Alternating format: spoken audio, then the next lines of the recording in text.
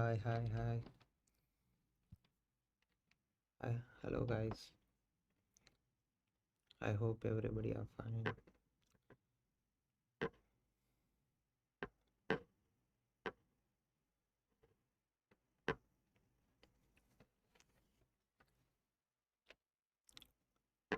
Okay, let us wait for 10 minutes and we'll start at 2 o'clock.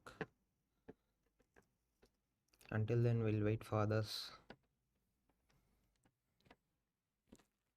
Share maximum, and after 10 minutes, we'll start.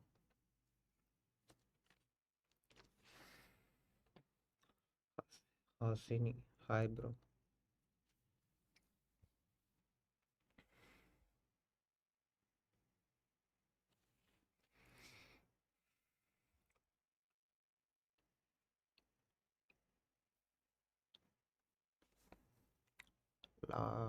Last class la isotope, isobar, isotone எடுக்கலாம்னா okay, I'll try to cover this. அது ஒன்றும் இல்லை, just a definition. அது easy தான். I'll take it.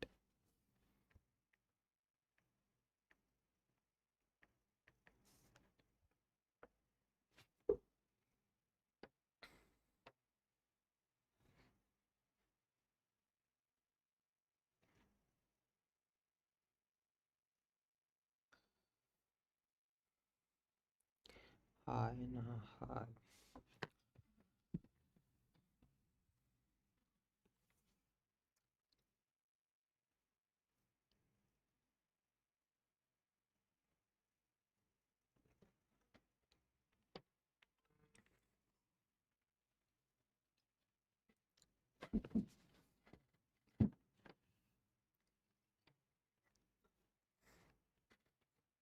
Crack பண்ணுறோம், mass பண்ணுறோம்.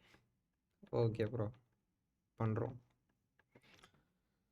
Okay, will wait for another 2 o'clock நம்ம class start பண்ணிடுவோம். until then we'll wait for others. 2 o'clock கரெக்டாக ஸ்டார்ட் பண்ணுறோம். So until then you prepare yourself. 2 o'clock start பண்ணி, this is an easy chapter and a small chapter. So we'll try to complete in 2.5 hours maximum. We'll give less time to this and the second class of the today, which is chemical bonding, which is a very big chapter and a high weightage chapter. ஆனால் chemistry படித்தாலும் ஒன்றும் படிக்காத மாதிரியே இருக்குது. என்ன பண்ணுறது? அது நீங்கள் எதுவும் பண்ணாத போது அப்படி தான் இருக்கும். இப்போ படிச்சுட்டு கொஞ்ச நேரம் ஏதாச்சும் ஒரு கொஷினை பார்த்தீங்கன்னா தான் அதை படித்தது மண்டையில் ரிவைஸே ஆகும். ஸோ நீங்கள் நார்மலாக இருக்கும்போது சடனாக ஏதாச்சும் ஞாபகம் பண்ணி பார்த்தீங்கன்னா அது அப்படி தான் உங்களுக்கு ஃபீல் ஆகும்.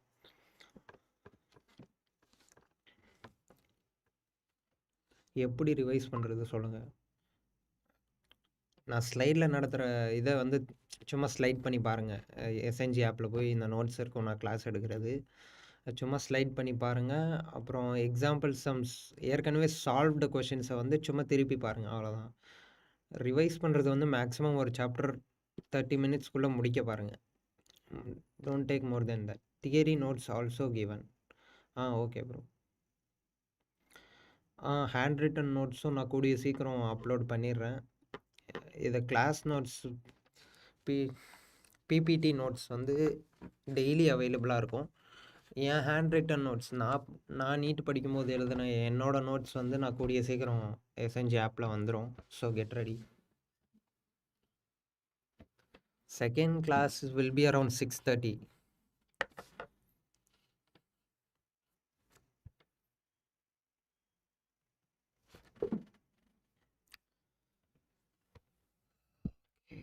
Bro, okay. 9 more minutes and then we'll start. 2 o'clock. Today's topic is elements and classification of elements and periodicity in property.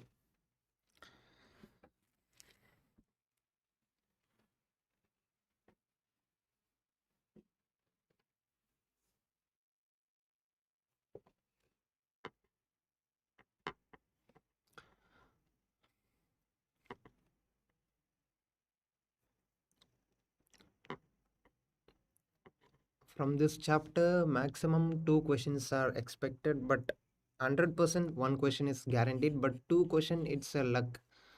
இப்போ கொஷின் பேப்பர் ஈஸியாக இருக்கிற மாதிரி செட் பண்ணாங்கன்னா இந்த சாப்டர் ஈஸி தான். ஸோ அதனால் இதுலேருந்து மேக்ஸிமம் கொஷின் எடுக்க ட்ரை பண்ணுவாங்க. So 1 question is guaranteed, but 2 questions maybe some 30% தான். ஸோ 1 question கண்டிப்பாக கேட்பாங்க. Maybe that's from theory type, or it may be from ionization energy, or electron affinity, or electron gain enthalpy.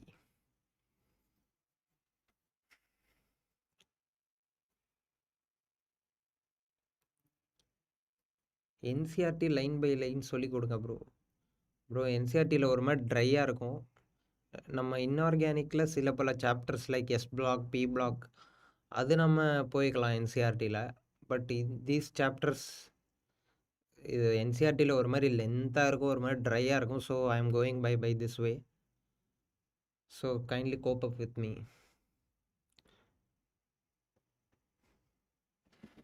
I know NCERT is important. நான் நடந்ததுக்கப்புறம் just go give a read. But ஒரு மாதிரி ட்ரையாக இருக்கும். நான் ஏற்கனவே படித்து பார்த்ததால தான் சொல்கிறேன். It's a kind of a dry chapter in NCERT. But don't worry, we'll make this chapter interesting by my lecture.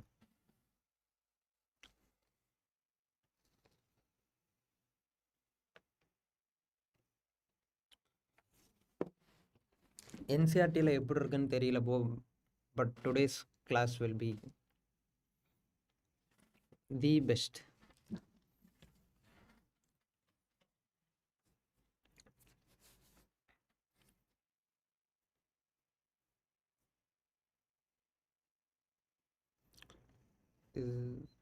Okay, 2 o'clock start பண்ணிடலாம்.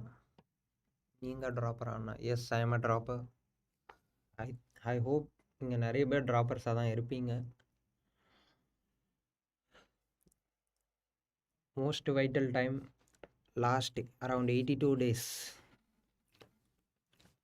உங்களோட 100% இந்த டைமில் தான் நீங்கள் கொடுக்கணும்.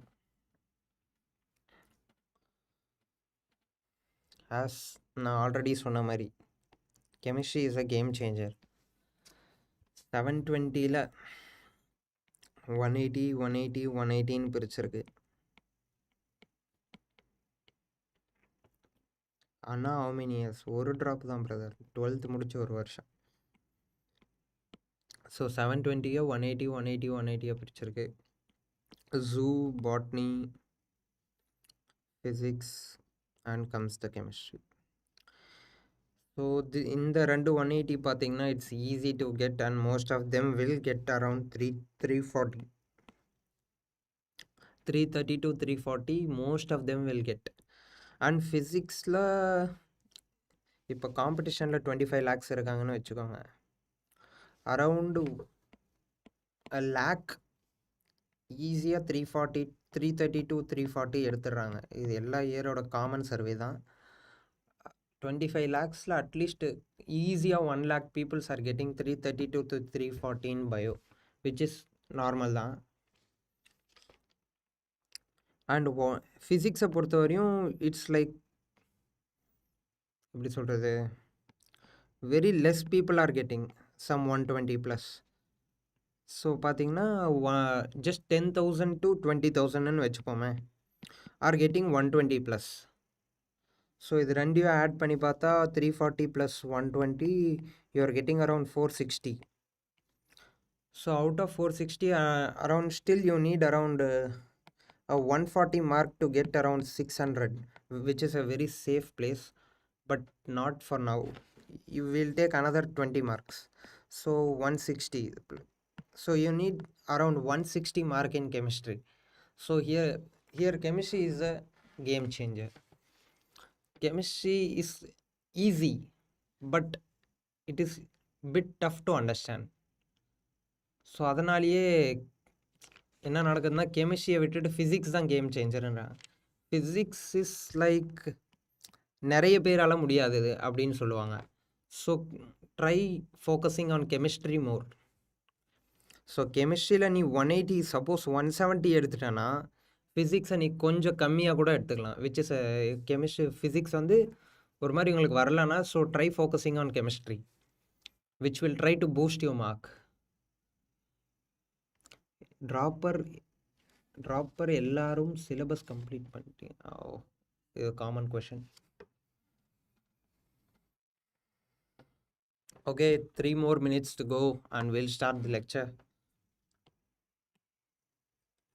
புரிஞ்சிருக்கும்னு நினைக்கிறேன். Give some time for chemistry. Bio முடிஞ்ச வரையும் ஃபாஸ்ட்டாக படிக்க ஆரம்பிங்க, முடிக்க பாருங்கள். For a chapter don't take more than 3 hours. என்சிஆர்டியை ரீட் பண்ண I think maximum it will take 2 hours. So 2 to 3 ஹவர்ஸ்க்கு மேலே போகாதீங்க. If it's kind of not understandable na, go watch lectures which is around same 2 to 3 hours தான். So படித்து புரியலன்ற தெரிஞ்சிருச்சுன்னா, so try to move to the videos. அதை விட்டுட்டு நான் இன்னொரு முறை படித்து பார்க்குறேன், ஒரு 3-4 ரீடிங்ஸ் கொடுத்தா தான் புரியும் அப்படின்ற மாதிரி இருந்துச்சுன்னா, you are trying to by heart. இந்த லெசனுக்கு ட்ரிக்ஸ்லாம் கொடுங்க. ஓகே ப்ரோ, இது ஒரு கைண்ட் ஆஃப் ஈஸி சாப்டர் தான். எக்ஸாம்பிள்ஸ்க்கு மட்டும் easy tricks are available and I will give that. Okay, 2 more minutes bro, we'll start. 2 more minutes. Until then, I'll just give a brief introduction. So today's chapter is classification of elements and periodicity in property. NEET 2026 crash course in SNG.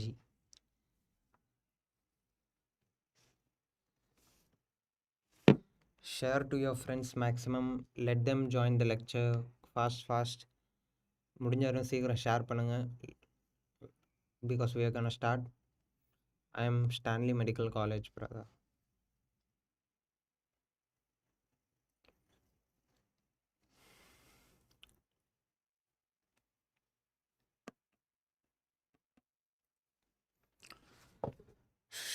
Okay, 1 more minute to go and then we'll start.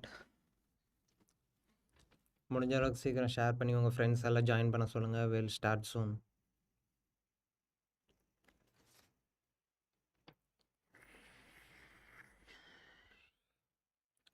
Fast. Okay, as you're seeing, Vidamuyarchi 2.0 2026 crash course. நம்ம April 15 சிலபஸை முடிக்கிறது தான் இந்த crash கோர்ஸோட aim, and rest 15 days for practising. ஏன்னா சும்மா crash கோர்ஸை நடத்திட்டு அப்படியே போய் எக்ஸாம் எழுதுனா புட்டுக்கும். You need maximum amount of practice before entering into the NEET examination.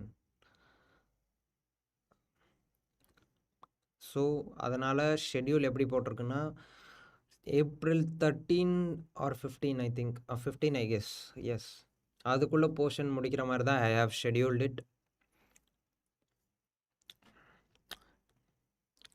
And இப்போ நான் எழுதுகிற நோட்ஸ்லாம் உங்களுக்கு எங்கே கிடைக்கும்னா, nothing but SNG app, where the test series is for 500 rupees with notes. Handwritten notes are available. அப்புறம் பிபிடி எல்லாமே இங்கே இருக்கும். நான் எழுதுகிற பிபிடியும் அங்கே தான் கிடைக்கும். ஸோ 500 இருக்கும்போதே try to enrol and get maximum benefit. ஆனால் lecture, yes it's going to start bro. அவ்வளோதான், 2 o'clock ஆயிடுச்சு. Okay, let us start. iOSலேயும் வந்துருச்சு, so kindly go and check.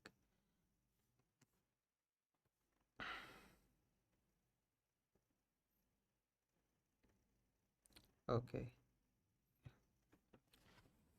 let's start the session.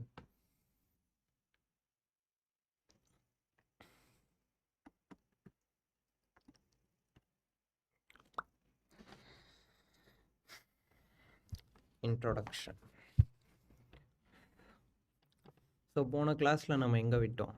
We started with the basics called atom, and we saw the structure of atom and what is there in an atom, what are subatomic particles, what are happening to the subatomic particles, like electron ஒரு ஆர்பிட்லேருந்து இன்னொரு orbit jump ஆகுறது, and different theories explaining the structure of atoms, Dalton theory, Rutherford theory, and comes the Bohr theory, and finally comes the quantum theory, which was given by Schrödinger.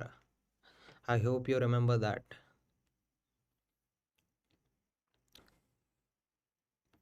Gokul Rishabh, Anna, what a teaching. Anna, நான் இன்னும் டீச்சிங்கே ஆரம்பிக்கலண்ணா. Okay. So, okay, போன கிளாஸில் we saw the structure of atom. And now in this class, it is about நம்ம atoms என்னன்னு பார்த்துட்டோம். இப்போ எத்தனை difference ஆட்டம் இருக்கோ அந்த ஆட்டமை நம்ம அரேஞ்ச் பண்ண போகிறோம், அதை பற்றி ஸ்டடி பண்ண போகிறோம்.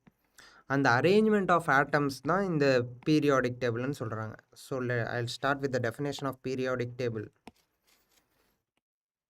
ஓகே, பீரியாடிக் டேபிள்னா என்ன? It is arrangement of all known element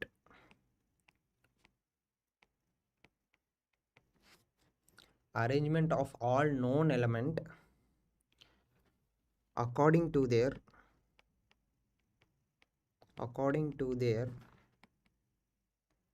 properties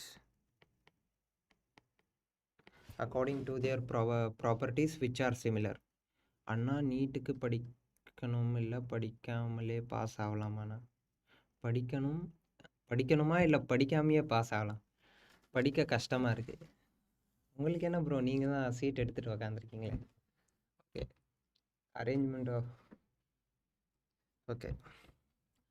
arrangement of all known element according to their properties in such a way that element with similar property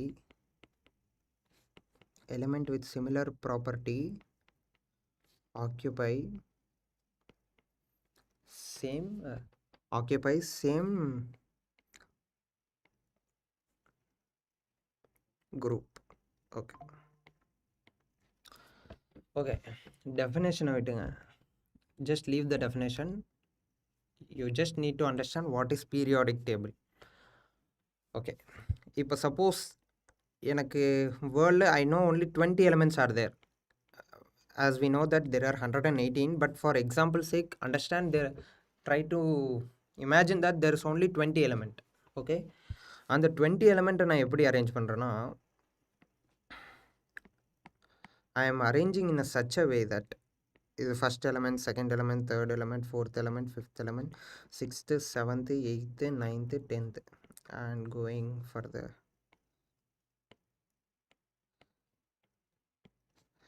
11, 12, 13, 14, 15, 16, 17, 18, 19, 20. Okay, இப்போதைக்கு நம்ம வேர்ல்டில் just 20 elements are there. Consider that there are only 20 elements. Okay, இந்த 20 elements-யும் I am arranging in such a way that இப்போ 4, 1, 6, 11, 16 இருக்குது பார்த்தியா, இதுக்கு வந்து similar properties இருக்குது. ஸோ அப்போ சிமிலர் ப்ராப்பர்ட்டி எலமெண்ட்ஸ் வந்து ஒரு லைனில் அரேஞ்ச் ஆகிருக்கணும். அந்த லைனுக்கு பேர் தான் குரூப். சப்போஸ் லைன் இந்த வெர்டிக்கல் காலம் பேர் வந்து I am giving a name called group, and horizontal ரோஸ்க்கு I am giving a name called period. So similar properties இருக்கிற எல்லா எலமெண்ட்ஸும் it should be in a period. So arrangement of all known atom or element in such a way that element with similar property occupies same group. Okay, that's the definition.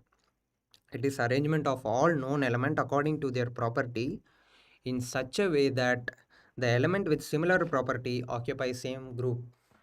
So again once again I'll repeat. Suppose நம்மகிட்ட 20 elements இருக்கு. I am arranging in such a way that இந்த மாதிரி ஒரு பாக்ஸில் இருக்கிற மாதிரி I am arranging. So இந்த அரேஞ்ச்மெண்ட்டில் first, 6th, 11, 16 இந்த நாலுத்துக்கும் they are having similar properties. So this similar properties elements are in same vertical group. So vertical row I am calling it as vertical column I am calling it as group, and horizontal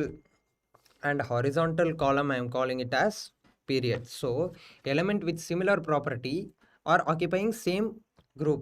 I am arranging in such a way so that the element with similar properties are coming in a same group. இப்போ 2 7 12 17 இதுக்கு same property இருக்கு, அது ஒரே குரூப்ல இருக்கு. So I M arranging in such a way. I hope it is understand. It's just a definition. Okay. Now there are different theories or different model proposed for arrangement of elements. Periodic table under the, we have seen that it is an arrangement, but different scientists propose different way of arranging the elements. Okay. Adula first one is the Lavoisier classification. So Lavoisier, what he done is he classified elements into metal and non-metal. He just simply classified into two groups, metal and a non-metal. So metal is a substance which easily lose electron. Yeah, outermost orbit they contain 1 or 2 electron which is easy to release. So there are metals have very low ionization energy. Ionization energy, it is energy required to remove electron from the outermost orbit is called ionization energy. So consider this as an atom. It contains n number of shells with the electrons. So outermost orbit la irukra kadasi electron remove panna enak evlo energy theviyo, that is called ionization energy. So ipo metals kenana they have very low ionization energy. So low ionization energy இருக்கிற காரணத்தால இந்த கடைசி எலக்ட்ரானை remove பண்ணுறது it's becoming very easy. So they can easily lose the electron. So metal are a substance which easily lose electron. Whereas non-metals are not such type. They have very high ionization energy. Apna the energy required to remove electron from its outermost orbit is difficult. Apna energy romba adhigama thevapadudhu.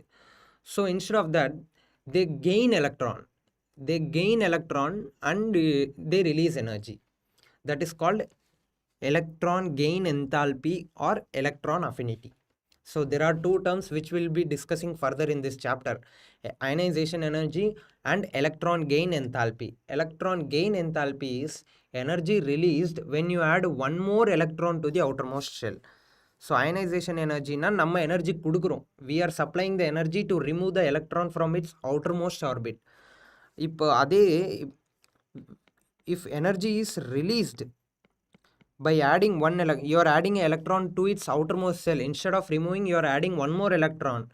So now it will release the energy, that is called electron gain enthalpy or electron affinity. So non-metal easily accept the electron but to become anion. I hope it is clear. So Lavoisier classified elements into metal and non-metal. Metal are the substance which easily release the electron to become cation. Why? Because it has very low ionization energy. What is ionization energy, you will ask? It is energy that we have to give to release its outermost electron is called ionization energy. So since the ionization energy is low, you will require only less energy to release that one electron, and so it is easily releasing that electron. Whereas non-metal, they have high ionization energy. So what they do is, instead of releasing the electron, they gain the electron easily. By gaining the electron, they release certain amount of energy. That energy is called as electron gain enthalpy. Okay, electron gain enthalpy or electron affinity. So இப்போ தியரின்னு ஒன்று reject ஆயிருந்தா there will be definitely certain drawbacks. அதாலனா this theory is failed. What are the drawbacks?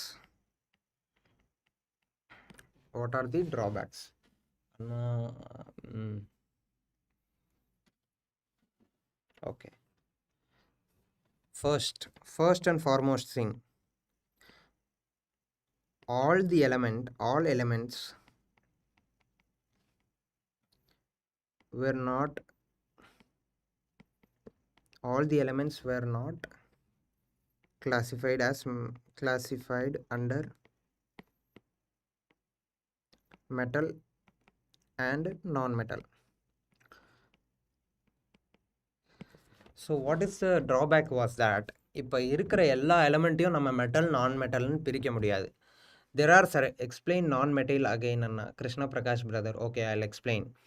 Non-metal is an substance which do not have magnetic okay, அது simple definition என்னன்னா மேக்னெட்டால் attract ஆகாதது non metal. Okay, but non metal are a substance by இது என்னப்பா அது non-metal, instead of releasing an electron easily, they gain the electron easily. Okay, because their ionization energy is really low, so instead of releasing an electron, and non-metal gains an electron easily by releasing certain amount of energy. That energy is called as electron affinity. That we'll learn further.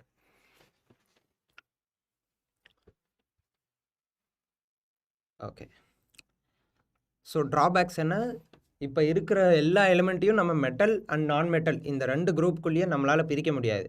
Because there are certain elements called metalloids. Okay, metalloids are the substance which has both metal and non-metallic property. Okay, like germanium. Germanium is a metalloid. Metalloids ஓட use என்னன்னு கேட்டிங்கன்னா, it is used for building semiconductor materials. Okay, so இந்த மாதிரி metalloids were not given a place under Lavoisier classification. Okay, now coming to Proud's hypothesis. What are metalloids Anna? So metalloids, இப்போ மெட்டல்னு என்னன்னு தெரியும், நான் மெட்டல்னா என்னன்னு தெரியும். மெட்டலாய்ட்ஸ் வந்து ரெண்டு ப்ராப்பர்ட்டியும் இருக்கும். They have a property of metal and as well as a property of a non metal. So they are called metalloids. One such example is germanium. மெட்டலாய்ட்ஸோட யூஸ் என்ன, செமிகண்டக்டர் டிவைஸ் இருக்குல்ல, நம்ம ஃபோனில் most of the substances are CPU, chip, அதெல்லாம் most of them are semiconductors. Semiconductors வந்து metalloids. Okay, they have the property of both metal and non-metal. I hope it is clear. இப்ப நடத்துற notes, it will be available in the app. Proud's hypothesis. Just give me a minute.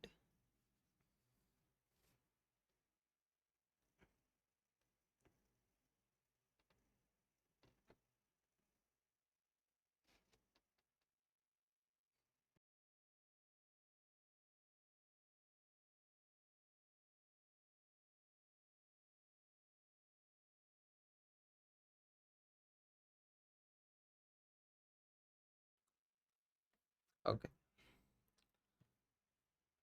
ஆனால் ஃப்ரீயாக கிடைக்குமா? ஃப்ரீயாக notes வந்து இல்லை, அது ஆப்பில் தான் available. But it is minimum fee around 500 தான். ஸோ ஃப்ரீயாக கேட்டிங்கன்னா ஐ think it is not possible, I think. But நீங்கள் அப்படியே ஸ்க்ரீன்ஷாட் வேணால் எடுத்துக்கலாம். ஏன்னா நான் அதான் பண்ணேன். நான் யூடியூப் லெக்சர்ஸ் பார்க்கும்போது I use to take screenshots. But நாங்கள் முடிஞ்ச அளவுக்கு we are giving it as in a low amount, so sorry for that. அண்ணா காசு இல்லைண்ணா. ஸோ பெஸ்ட் ஆப்ஷன் ஸ்க்ரீன்ஷாட் எடுத்துக்கோங்க நடத்துகிற ஒவ்வொரு பேஜையும். எக்ஸ்பீரியன்ஸில் சொல்கிறேன். So okay, Prout's classification. So Prout's என்ன சொன்னார்னா, உலகத்தில் ஒரே ஒரு எலிமெண்ட் தான் இருக்குது, அது ஹைட்ரோஜன். ஓகேவா?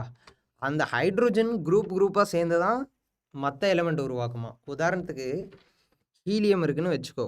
ஹீலியம் எப்படி ஆச்சுன்னா, ரெண்டு ஹைட்ரோஜன் ஒன்று சேர்ந்தா ஒரு ஹீலியம். ஹைட்ரோஜனோட அட்டாமிக் மாஸ் என்ன? Atomic mass of hydrogen is 1.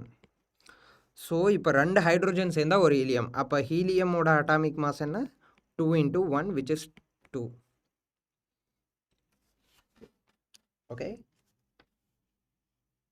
Okay,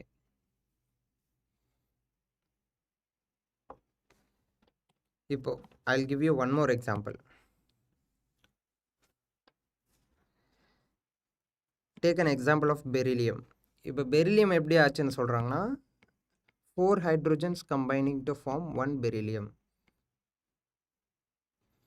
So they are saying that Okay, I hope it is clear. Proud's hypothesis என்ன சொன்னார்னா, there is only one element called hydrogen. Hydrogen, different number of hydrogen combined to form other elements. Example, we saw helium. By combining 2 hydrogen, we get helium. By combining 4 hydrogen, we get beryllium. So this explains the Proud's hypothesis. அண்ணா ரொம்ப கஷ்டப்படுறோம். அதான் சொன்னேனே, try to take the screenshot எடுக்க எனக்கு தெரிஞ்சு காசு தேவைப்படாதுன்னு நினைக்கிறேன். So try taking screenshots நான் நடத்திட்டு கடைசியில் ஸ்க்ரோல் பண்ணும்போது try taking screenshots. So I think that will be free of cost. Okay, இதோட ட்ராபேக் என்ன? Drawback of Proud's hypothesis. Every element can't be made from hydrogen. அதுக்கு one such example is chlorine. Chlorine ஓட atomic mass என்ன? 35.5 atomic mass unit. Okay, chlorine ஓட atomic mass unit is 35.5. So இப்போ 35.5 வர நான் எத்தனை ஹைட்ரோஜன் போட்டால் 35.5 வரும்? 35 hydrogen plus 1 half hydrogen. ஓகேவா?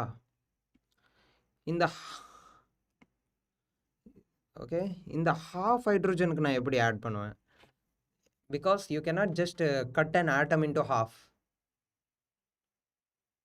அண்ணா குளோரினும் ஜிக்னோவும் ஒண்ணா. ஓகே, ஸோ குளோரினோட atomic mass 35.5. Hydrogen it is a whole number 1. So இங்கே இப்போ according to this you need a 35 hydrogen and a half hydrogen. So you cannot break an atom into half and add. So this breaks this hypothesis. இப்போ chlorine atomic mass 35.5. So this theory fails to explain this. So atoms whose mass number is a decimal number, அதுக்கு வந்து you cannot say that these elements are made up of hydrogen. I hope it is clear.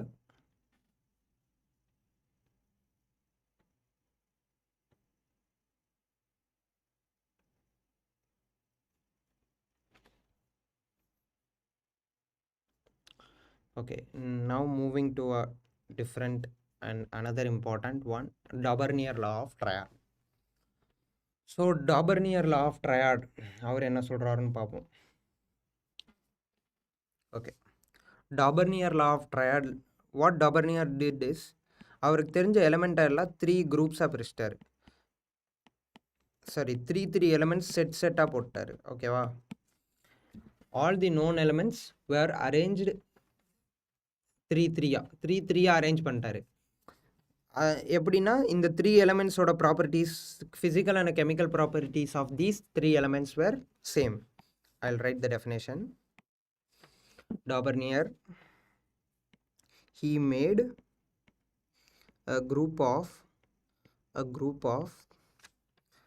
3 element whose physical and chemical properties are same. Physical and chemical properties are same.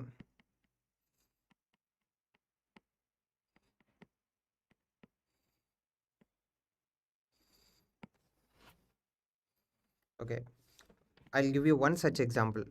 Our use பண்ண ட்ரையடில் one of the triad is chlorine, bromine, iodine. ஓகேவா?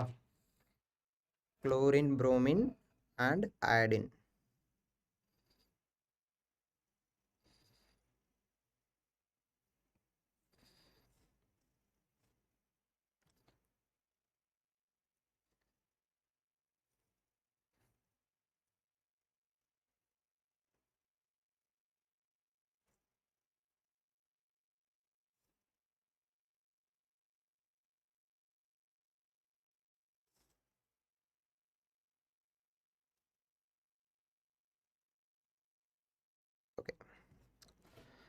Daubernier law of triad.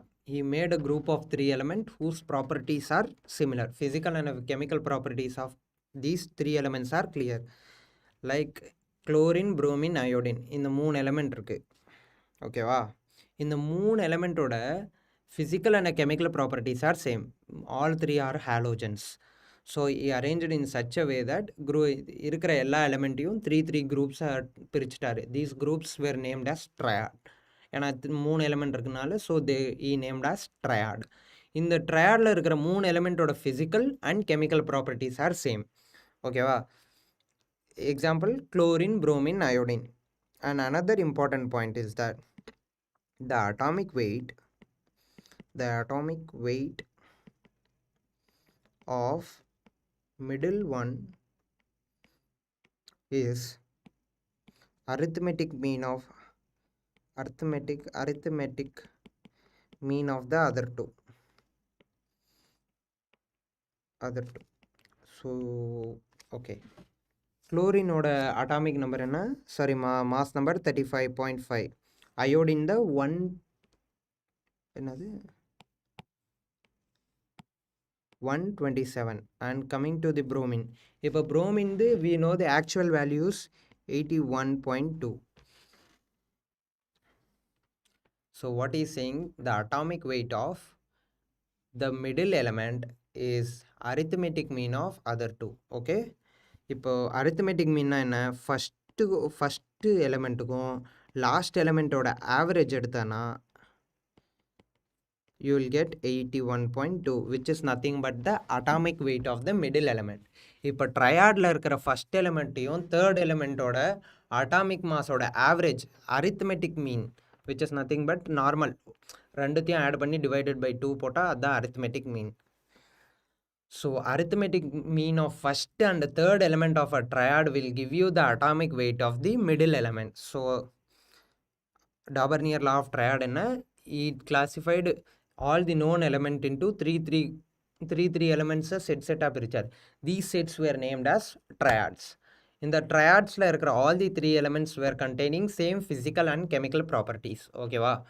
இப்போ இந்த ட்ரையாடில் இருக்கிற first and third எலிமெண்ட்டோட atomic வெயிட்டோட arithmetic mean எடுத்தீங்கன்னா I mean average of first and third atomic mass will give you the atomic mass of an element which is in center. Example I have solved. What is drawback?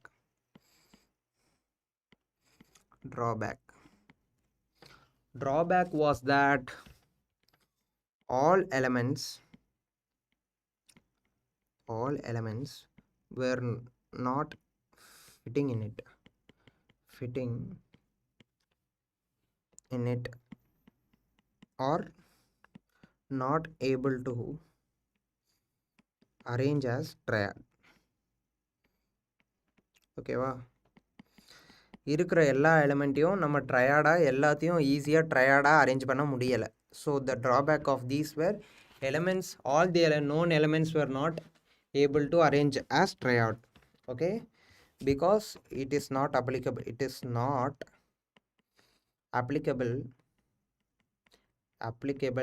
to D and F block element.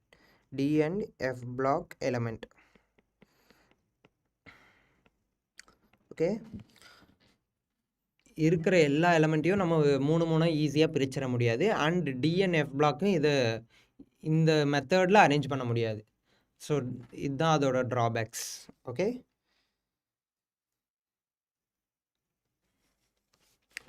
I hope it is clear.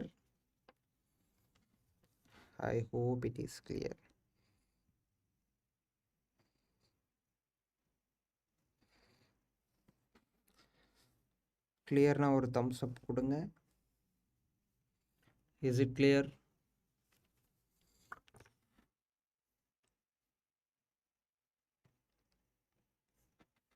Is it clear?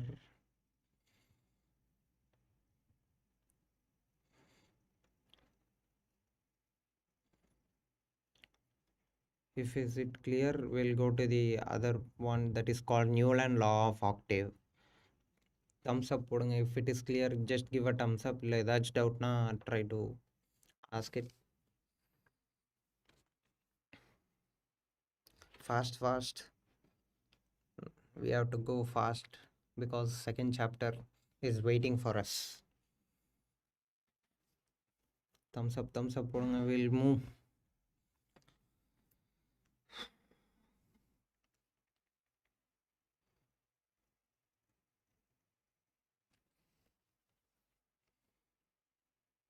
Clear na? Just give us a thumbs up. We'll move to Newland's law of octave. Clear, okay.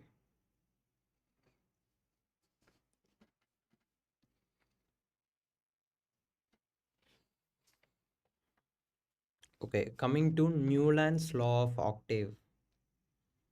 What it is he arranged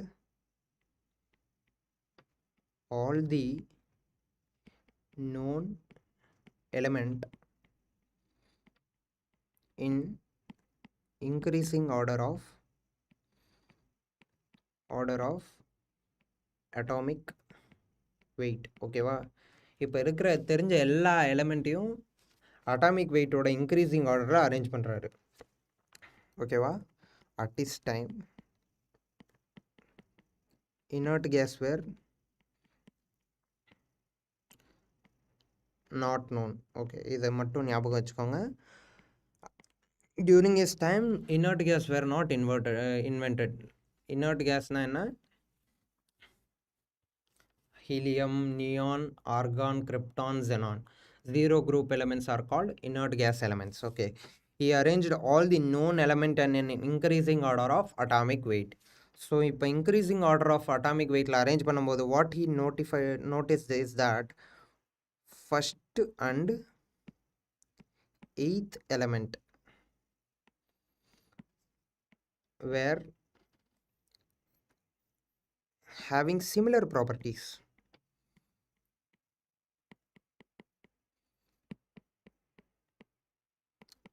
இப்போ he given beautiful example. Sa, re, ga, ma, pa, dha, ni, sa. So it contain 8 words. Okay, sa, re, ga, ma, pa, dha, ni, sa.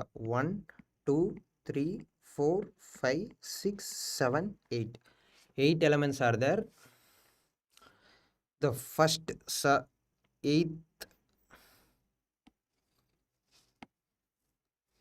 one is also sa. So first and eighth elements were having similar properties. First and eighth one have similar properties. So he arranged all the known element in increasing order of their atomic weight. He notified that first and eighth element were having similar properties. Okay, இப்போ example பார்த்துக்கோங்க. Lithium, beryllium, boron, carbon, nitrogen, oxygen, fluorine and comes sodium. Why not neon? Neon வந்து அப்போ discover பண்ணலை. So அதனால தான் நான் இப்போ எழுதின ஆர்டரில் நியான் இல்லை. ஓகேவா? ஸோ இப்போ பார்த்தீங்கன்னா லித்தியம் இஸ் த ஃபர்ஸ்ட் element, sodium is the eighth element. So lithium and sodium have similar properties because what are the similar properties? Like they are alkali metals. Anna ஏன் ஃபாஸ்ட்டாக போகிறீங்க? Okay, I'll go a bit slow. So first and eighth element அவர் arrange பண்ண ஆர்டரில் first எலமெண்ட்டுக்கும் eighth element இருக்கிற properties are very similar. So take an example. Lithium இந்த ஆர்டரில் எழுதியிருக்கேன். Lithium, beryllium, boron, nitrogen, oxygen, fluorine. Neon were not discovered during that time. அதுக்கு அடுத்து வர element sodium. So this is the order. இப்போ first element lithium, eighth element sodium. So இப்போ lithium and sodium are the first and eighth element. According to his law they contains similar properties, which is true. Lithium and sodium are alkali metals. They have ns1 configuration. அப்படின்னா outermost orbitல they contain, both of them contain only one electron. ஓகேவா? and both are metals, both are alkali metals, both contain one electron in the outermost shell. okay, and sodium அடுத்து என்ன வரும்? Magnesium. இப்போது if you consider beryllium as the first element, அப்போ eighth element அதுக்கு அடுத்து வர eighth element என்ன? Magnesium. So அப்போ பெரிலியமுக்கும் magnesium will have similar properties, which is alkali earth metal. Alkali earth metal. And they contain ns2 configuration. அப்போனா outermost orbitல they contain 2 electrons. Guys, NEET registration open. Nice. Thank you for the update. But coming back to the class. இப்போ lithium எடுத்துக்கிட்டிங்கன்னா it's eighth element is sodium. So lithium and sodium will have same property. If you consider beryllium, from beryllium the eighth element is magnesium. Magnesium and beryllium now will have same property. They are alkali metals and they contain 2 electrons in their outermost shell. Okay, I hope it is understandable. And now coming to the drawback.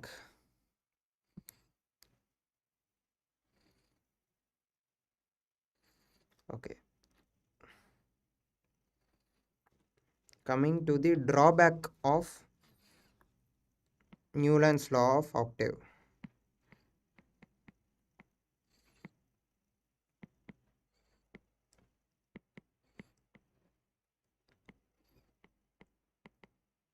Coming to its drawback. Okay, what was the drawback of this? First and foremost thing was it was applicable until calcium, after which D and F block are present. D block is present.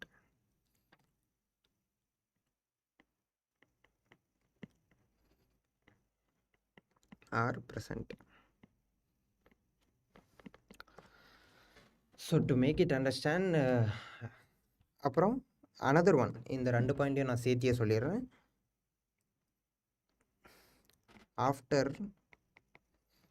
zero group element were found,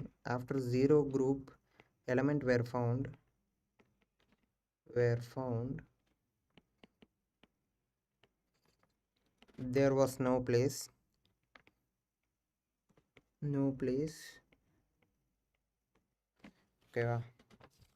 Okay, now I'll explain these two. First and foremost thing, in the periodic table, modern periodic table, I'm just showing you the modern periodic table to explain these 2 points. First, lithium irukku, so ignore the neon is not here. Lithium க்கு அடுத்து வர 8th element is sodium. Okay வா? And இப்போ கால்சியம்க்கு வாங்க. Calcium இருக்கா? அது எதோடுக்கு ஈக்குவலாக மெக்னீஷியம்க்கு அடுத்து வர 8th element is calcium. So பெரிலியம்க்கு அடுத்து வர 8th element is magnesium. அதுக்கு அடுத்து zero groups, just forget that helium, neon, argons are there because during his time it was not invented. So lithium க்கு வர 8th element is sodium and after that is potassium. பெரிலியம்க்கு அடுத்து வர 8th element is magnesium. அதுக்கு அடுத்து வர 8th element is calcium. இப்போ calciumக்கு அடுத்து வர 8th element is nickel. So calcium and nickel, is it having same property in கேட்டிங்கன்னா no. So calciumக்கு அடுத்து this law is not applicable.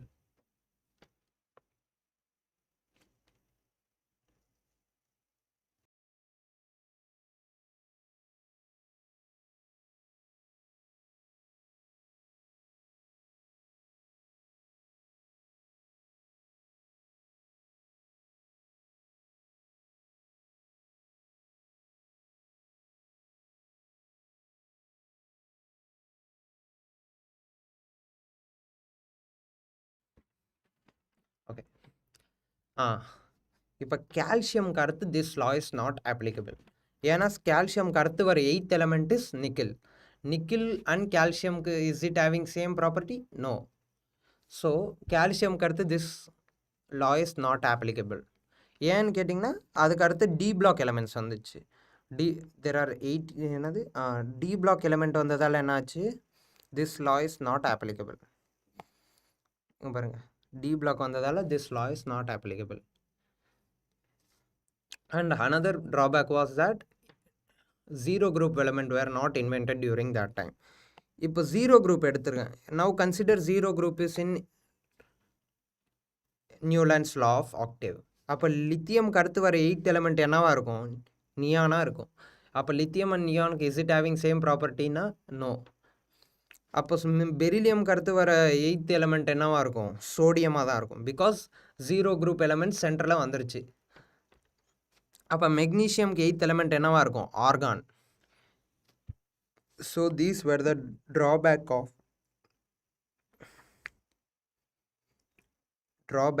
of Newland's law of octave. Is it clear? Is it clear? Newland's law octave clear? Newland's law of octave.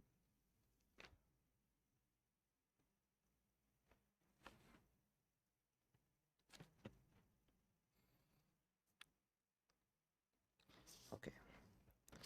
Now coming to Luther-Mayer's atomic classification or Luther-Mayer's curve. Okay. This is bit complicated, not too much, but it is bit tougher than the other three. Luther-Mayer atomic curve or Luther-Mayer classification.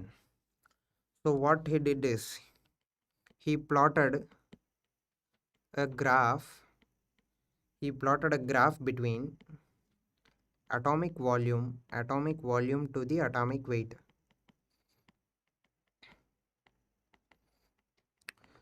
அவர் வந்து ஒரு graph plot பண்ணாரு. அண்ணா புரியலை. which one you did not understand? புரியலைன்னா எந்த இடம் புரியலை? I'll explain it again.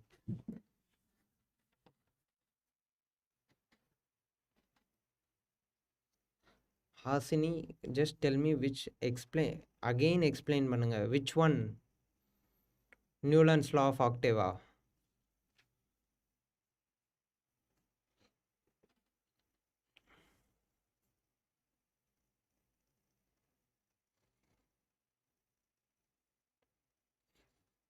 Okay, I'll explain the Newland's law of octave again.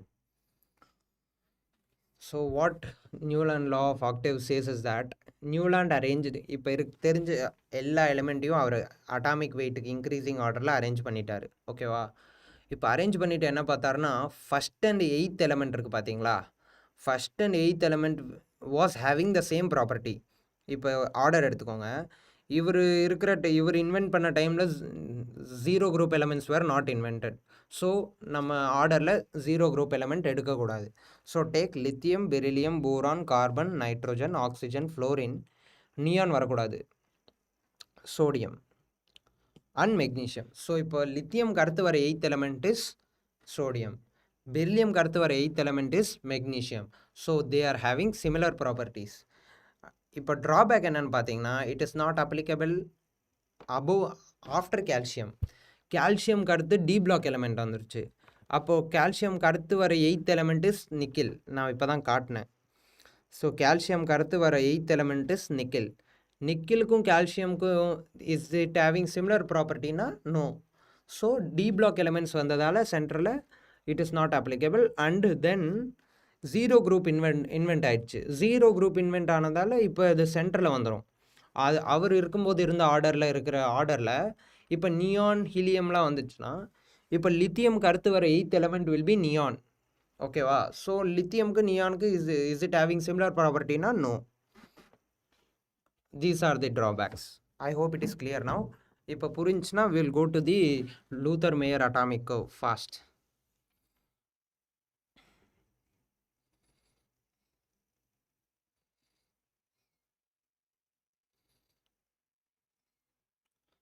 Fast.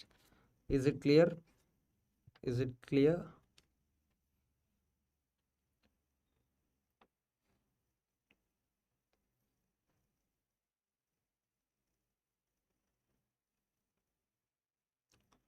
Clear na thumbs up போடுங்க. We'll go to Luther-Mayer's atomic curve. Lothar-Meyer's atomic curve.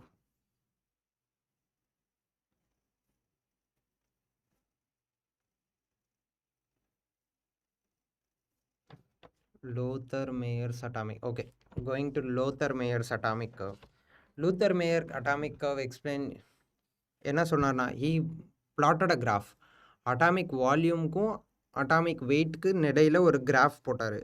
அந்த கிராஃபில் என்ன ஆச்சுன்னா he noticed that element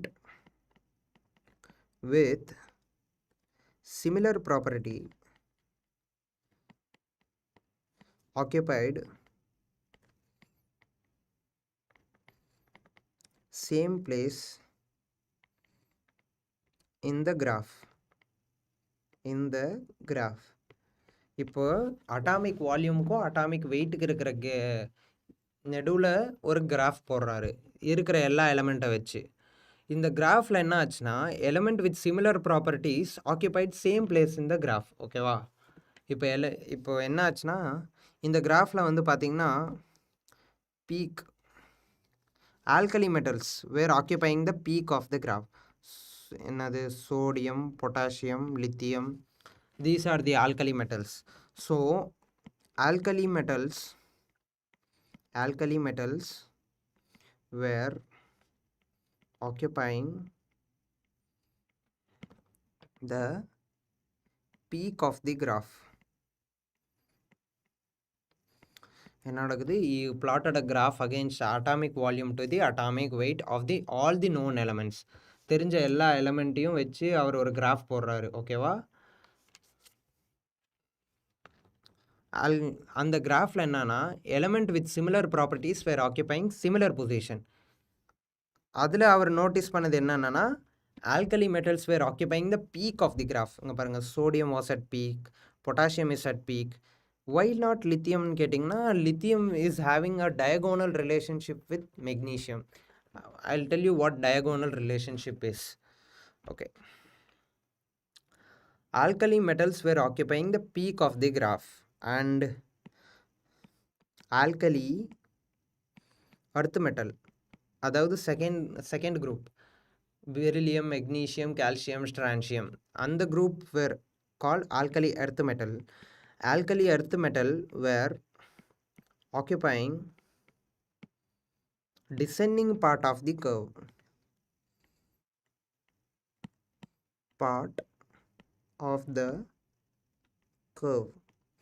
இப்போ கர்வோட descending part இங்கே பாருங்க, beryllium, magnesium, calcium பீக்கில் இருந்து down வருது பார்த்தீங்களா? That is called the descending part of the curve. So alkali earth metal were occupying the descending part of the curve. Now coming to the metalloids. மெட்டலாய்ட்ஸில் என்னென்ன வரும்? Germanium, tin, lead. Metalloids were occupying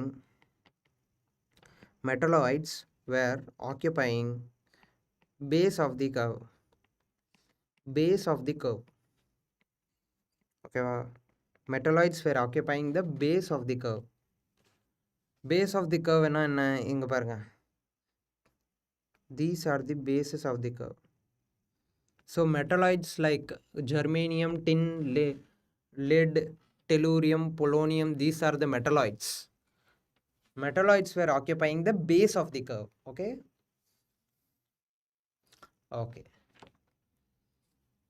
So what he considered for classification, he considered atomic weight.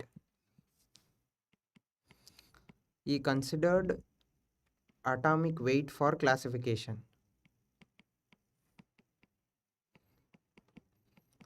அதுக்கு ஒரு known definition. The physical and chemical properties of an elements are the periodic function of their atomic weight. அப்படின்னா ஒரு எலிமெண்ட்டோட physical and chemical property அதோட atomic வெயிட்டால் depend ஆகிருக்கு. So அவர் இதை அவர் வந்து அட்டாமிக் வெயிட் தான் பேஸ் ஆஃப் கிளாசிஃபிகேஷனாக எடுத்து பண்ணியிருக்காரு. Okay. And then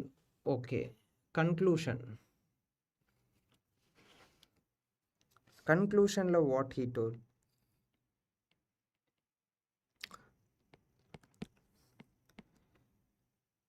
This was base of Mendeleev periodic table. Mendeleev's periodic table. ஏன்னு கேட்டிங்கன்னா Lothar Meyer he was the first to consider the atomic weight. No, not the first, but he was the one to arrange their increasing order of the atomic weight. So increasing order of the atomic weight arrange பண்ணதால there is a definition. Physical and chemical properties of an element is related to their atomic weight. Atomic weight is related to its physical and chemical properties. Okay, I hope it is clear. Physical and chemical properties of an element is periodic function of their atomic weight. Okay va. இப்போ physical and chemical property of an element is depending on the atomic weight. So Luther Mayer வந்து atomic weight தான் consider பண்ணாரு. So what becomes the base for Mendeleev? Mendeleev also considered that atomic weight is a base of classification. Okay va. Mendeleev also considered atomic weight as a basis of classification. Until now it is an easy one. Mendeleev karthu modern karthu long form, adukarthu we'll go to some properties. Okay, I hope it is clear till now.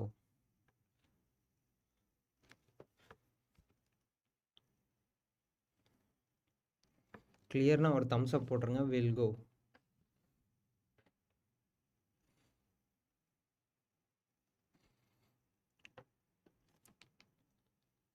Okay,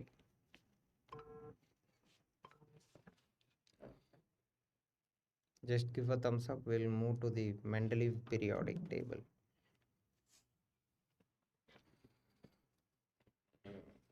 Okay, coming to Mendeleev periodic table. During his time only 63 elements were known. இவர் periodic table பண்ணும்போது வெறும் 63 elements were only discovered during his time. Okay, he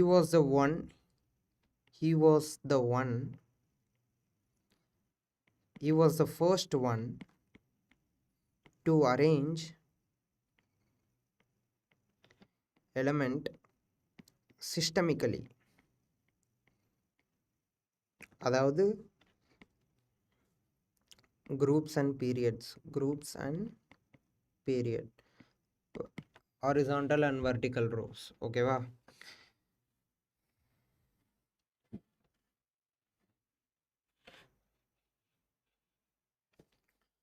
So he was the first one to arrange the elements systemically. அப்படின்னா rows and column wise arrange பண்ண இவர் தான் முதல்ல arrange பண்ணது. இவரோட ஸோ குரூப்னா என்ன? குரூப்னா vertical columns are called group, horizontal rows are called as period. ஓகேவா? vertical columns were called as group and horizontal rows were called as இது நம்ம periods. Okay, so during his time he was the first to arrange the element in group and order. Sorry, group and period arrange பண்ணது இவர் தான் first person. ஓகேவா? I hope it is clear. So இவர் arrange பண்ணதுல எத்தனை group இருந்துச்சுன்னா there was 9 group and 7 period. There was 8 group and 7 period. He was the first one to arrange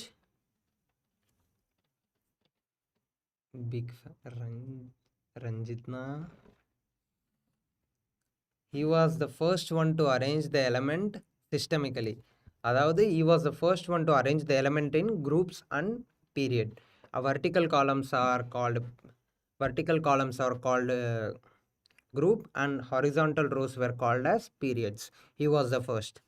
And our arrange பண்ண table there was only 8 groups and 7 periods. Okay, so now coming to the advantages of Mendeleev. நம்ம பார்த்த இத்தனை love from Stan Cricks bro.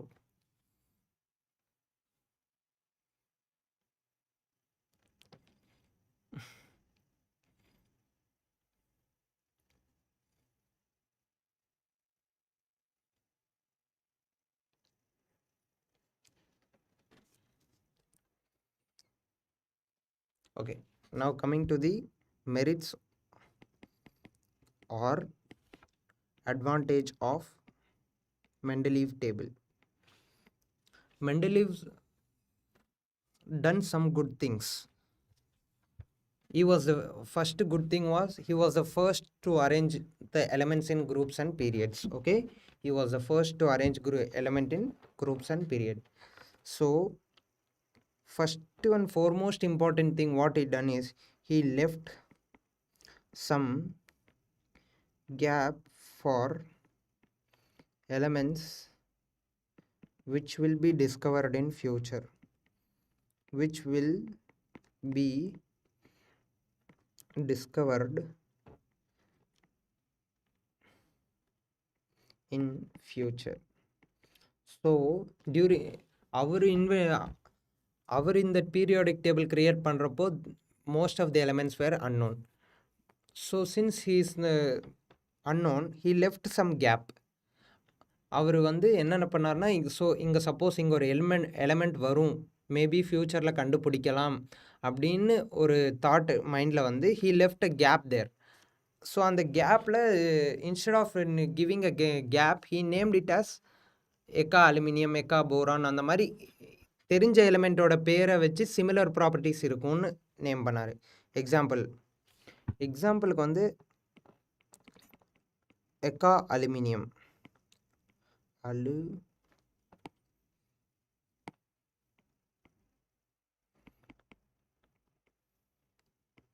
எக்கா aluminium. So அலுமினியம்க்கு அடுத்து கீழே வர குரூப்பில் இருக்கிற எலிமெண்ட் வந்து அப்போ கேலியம் வந்து அப்போ வந்து it was not invented. So instead of filling it with other element he left a gap for gallium. So அந்த கேப்புக்கு ஒரு பேர் வச்சார், which was called as eka aluminium. So eka aluminium now it is called as gallium. Okay, and eka boron. So silicon was called as eka boron. Silicon was not invented during that time. So he given a name eka boron. Eka boron and பேர் வச்சு அங்க ஒரு gap விட்டாரு. ஓகேவா? Sorry, not silicon, scandium. Okay, eka silicon தான் germanium. eka silicon is called germanium. So what Mendeleev left a gap for the element which will be discovered in future. அப்படின்னா நிறைய elements where not known. So அதுக்கு சில gap விட்டார், அந்த கேப்புக்குன்னு சில பேர் வச்சார். ஒன் சச் எக்ஸாம்பிள்ஸ் ஆர் எக்கா அலுமினியம், எக்கா போரான், எக்கா சிலிகான். எக்கா அலுமினியம்ன்ற கேப்பில் வந்து இப்போ கேலியம் ஆட் பண்ணிட்டாங்க. எக்கா போரான் அந்த இடத்துல வந்து ஸ்காண்டியம் வரும். எக்கா சிலிகானில் germanium. Okay okay, I hope it is clear.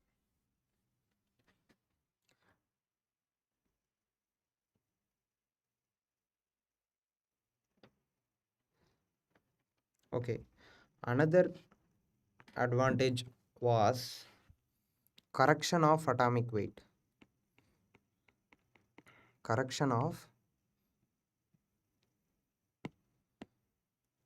Mendeleev வந்து he tried something new. So there are certain advantages of Mendeleev comparing to other. Luther Mayer, Dabernier law of triad, Mendeleev law, it's a Newland's law of octave. இதுக்கு முன்னாடி வந்ததை விட இது என்னப்பா, Mendeleev tried something new. So correction of atomic weight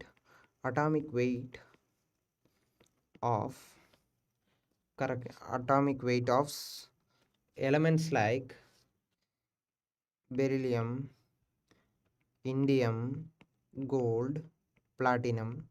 so இந்த மாதிரி சில எலிமெண்ட்ஸ்க்கு வந்து atomic weight were considered wrong, தப்பான அட்டாமிக் வெயிட் கண்டுபிடிச்சிருந்தாங்க. But Mendeleev corrected their atomic weight by a formula called atomic weight is equal to valency into equivalent weight. Remember this formula, direct question viper. Atomic weight is equal to valency into equivalent weight. Atomic weight is equal to valency into equivalent weight. So based on this formula, He corrected the atomic weight of beryllium, indium, gold, and platinum. So these were the advantages of Mendeleev periodic table.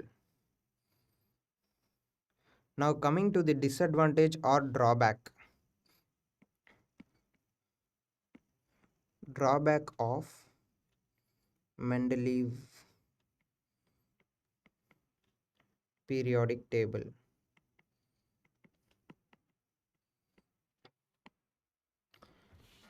So first drawback one, position of hydrogen was not clear. Okay, wow. Yeah, because hydrogen for hydrogen was having property of alkali metals and halogen. First year group element to seventh year group elements. It is having similar. Hydrogen was having both the properties. Like it was having one electron in the outermost shell like alkali metals and high ionization energy like halogens. So halogens and hydrogen then alkali metals இந்த ரெண்டு குரூப்புக்கும் common properties hydrogen share பண்ணுச்சு. So the position of hydrogens for not clear in Mendeleev periodic table, and isotopes were not considered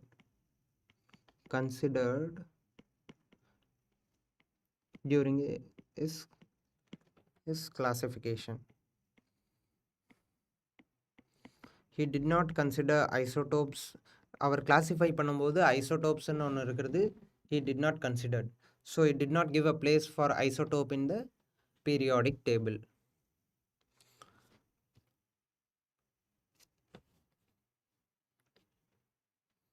Is it clear?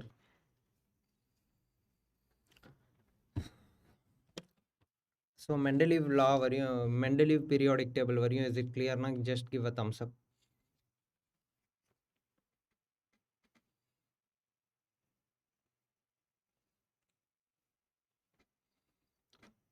Mendeleev periodic table varyum, is it clear? Na? Just give a thumbs up. We'll move to the modern periodic table or Mosley's periodic table.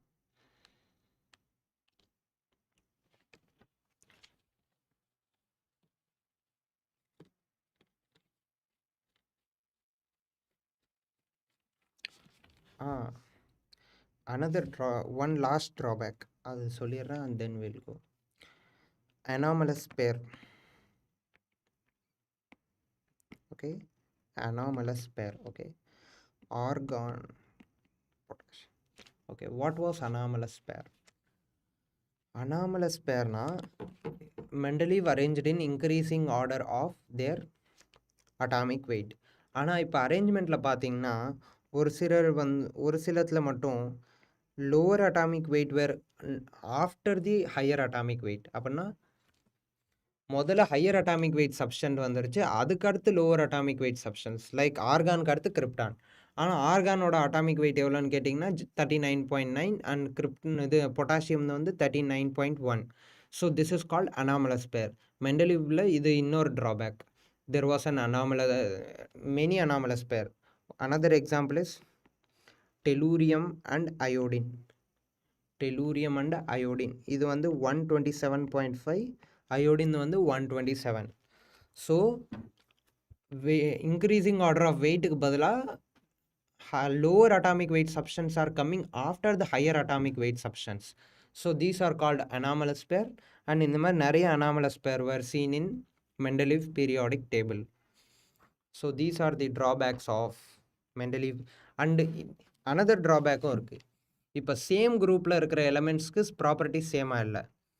இப்போ நம்ம modern periodic டேபிளில் பார்த்தீங்கன்னா ஒரு குரூப்பில் இருக்கா lithium, sodium, potassium, rubidium, caesium, francium. இந்த எல்லாத்துக்கும் properties same குரூப்பில் இருக்கிறனால they have similar properties. But மெண்டலீவில் வந்து சில சேம் குரூப்பில் இருக்கிற elements were not having similar properties. So consider another one, that is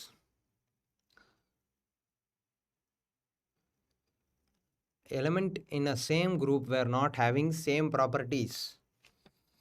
Is it clear? Clear na thumbs up kudunga. We'll move to the next one.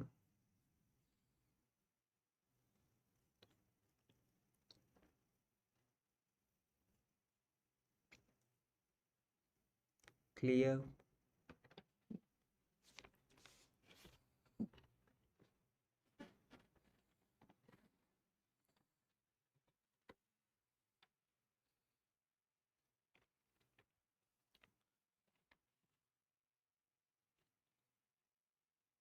Is it clear?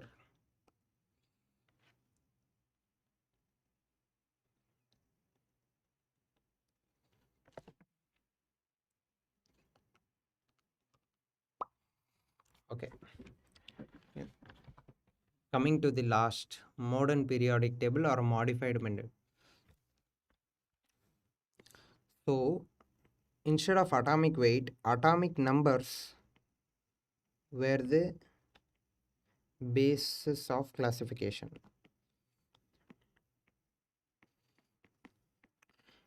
இவ்வளோ நேரம் atomic weight were the basis for classification. எல்லா elements were arranged based on their atomic increasing order of atomic weight. But now the arrangement were based on the increasing order of atomic numbers. Okay, wow. Which this table was discovered by Moseley. Discovered by Moseley. Okay, wow. I hope it is clear. Mostly என்ன பண்ணார்னா, இப்போ வெவ்வேறு element இருக்குது, எல்லா மெட்டல்லையும் எடுத்துக்கினாரு. ஓகேவா? இப்போ எல்லா metal மேலேயும் என்ன பண்ணார்னா ஹை ஸ்பீடு எலக்ட்ரானை வந்து அந்த எலிமெண்ட்டில் ஹிட் பண்ணுறாரு. அந்த ஹிட் பண்ண உடனே அந்த எலிமெண்ட்டில் ரிலீஸ் ஆகல ரேடியேஷன் இருக்குது பார்த்தியா, அந்த ரேடியேஷனில் இருக்கிற ஃப்ரீக்குவென்சியை பேஸ் பண்ணி different element were releasing different radiation of different frequency. இப்போ லித்தியம் மெட்டலில் எலக்ட்ரானை பூம் பேட் பண்ணால் it releases a radiation of different frequency. இப்போ அது if you take magnesium metal and bombard and electron அப்படின்னா ஹை ஸ்பீட் எலக்ட்ரானை போய் அதில் மோதுற. ஸோ அதில் மோதும் போது என்ன ஆகும்னா it will magnesium element or atom will release certain radiation whose frequency is different. So he found out that the atomic number of an element was proportional to the root of the frequency, where we knew is the frequency of radiation. Frequency of radiation. Okay.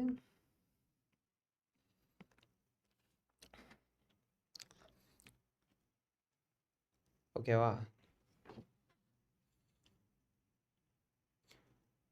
Mostly what he done was he bombarded high speed electron into different atoms or element.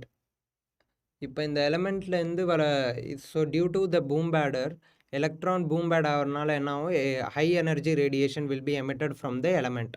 So எலமெண்ட்டில் இருக்கிற radiation release ஆகிற frequency were depending on their atomic number, which follows this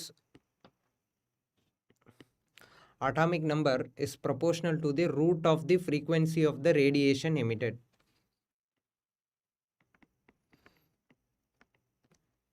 Okay.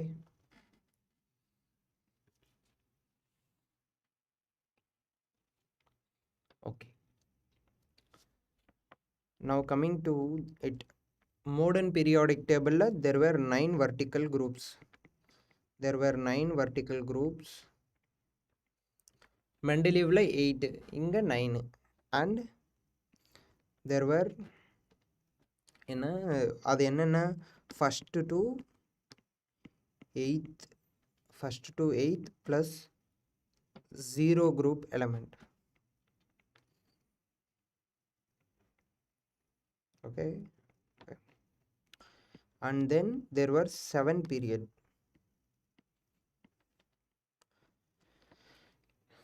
Mostly periodic table or modified Mendeleev periodic table there were 9 vertical groups with 1 to 8 and 1 0 group element, and there were 7 periods. Okay. So இப்போ modern periodic table After inventing more and more elements, it has become big one. That big one is called as long form of periodic table. Long form of periodic table, which was invented by given by Bohr. Modern periodic table oda just an modified version. அதாவது இன்னும் extra element add ஆனனால it was given by Bohr. Okay, modern long form of periodic table was given by Bohr. The classification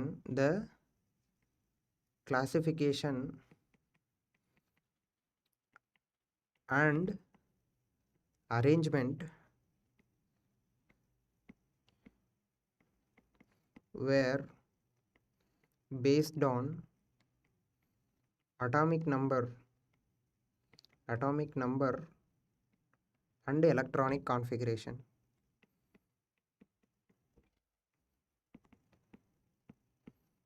So what this line tells?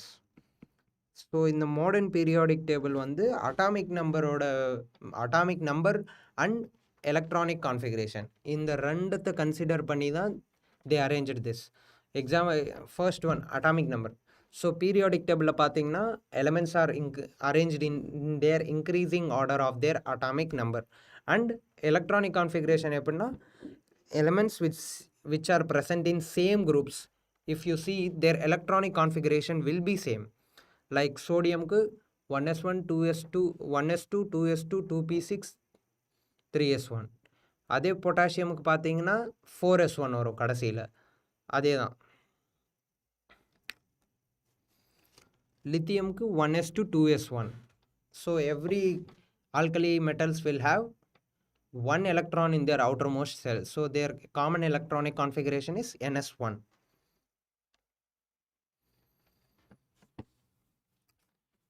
And there are 18 groups and 7 period. Modern long form of periodic table there are 18 groups and 7 period. Okay.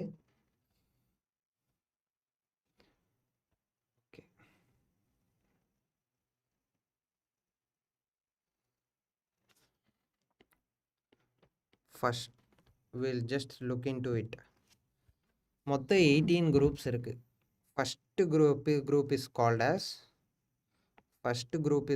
as first A group element. Second one is second A group element. அப்படியே for 8 group 10 group தள்ளி you will have 13th group element. This 13th group element is called as third A group element. So நடுவுல D block வந்துரும். So we'll leave a gap for D block. So first A, second A, after 10 groups you are having 13th group which is called as third A group element. After 4th A, 5th A, 6th A, 7th A, and last one is 8th A group element. 8th A group element is also called as zero group element.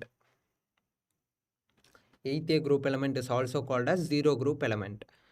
So இப்போ நடுவுல இருக்கிறது பார்த்தீங்கன்னா you are having 10 groups. அந்த 10 groups last one is 1B 2B and starting லேருந்து 3B 4B 5B 6B 7B and 8 has 3 groups. Okay, first A, second A, after 10 groups you are having 13th group. First group is called first A, second group is called second A, and 10th group thalli you will have 13th group. 13th is called as third A, and then 4th A, 5th A, 6th A, 7th A, and 18th group is called 8th A. அப்பனா 18வது column is called 8th A, and that 8th A is also called as zero group element. And நடுவுல இருக்கு பாத்தீங்களா third to 12th அப்பனா 3வதுலேருந்து 12வது vertical columns. இது வந்து DNF block elements. இது ஃபுல்லா DNF block இருக்கு. ஓகேவா? ஸோ இப்போ லாஸ்ட்ல இருக்கிற ரெண்டு, அதாவது 11th and 12th, அது வந்து 1B 2B. அப்படியே ஃபர்ஸ்ட் தேர்டுக்கு வந்துடு அப் 3B 4B 5B 6B 7B. மீதி ரிமைனிங் இருக்கிற 8th 9th 10th இந்த 3 group இருக்கு பாத்தீங்களா, this will come under 8th group. Okay, this will come under 8th group. Now giving you a brief about it.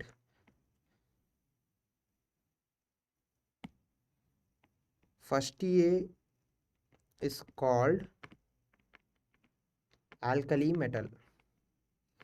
Okay, sodium, lithium, sodium, potassium, rubidium, cesium.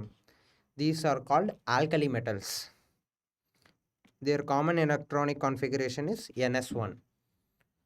Okay, like lithium ku 2s1, sodium ku 3s1, potassium ku 4s1, rubidium ku 6s1, cesium ku 7s1. So their outermost electronic configuration is ns1. And the second A group element is called alkali earth metal.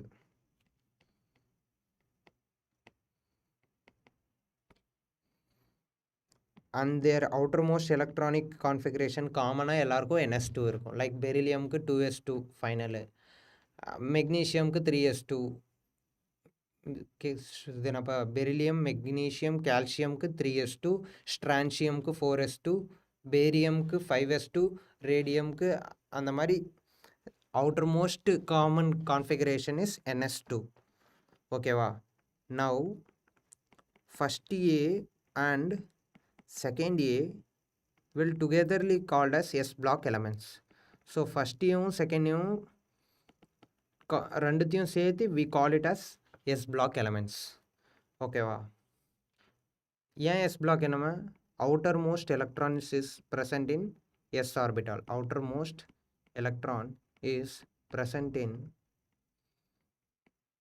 S orbital. Okay, first A and second A group elements are commonly togetherly called as S block elements because their outermost electrons are present in S orbitals. Okay, third A, fourth A, fifth A, sixth A, seventh A, eighth A. Third A is called as boron family.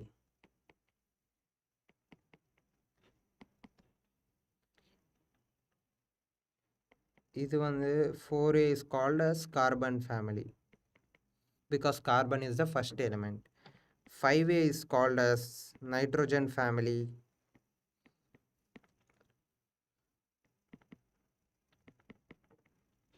And this chalcogens.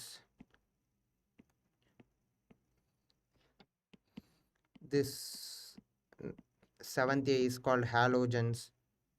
And 8th A is aerogens because all of them are gases or zero group element.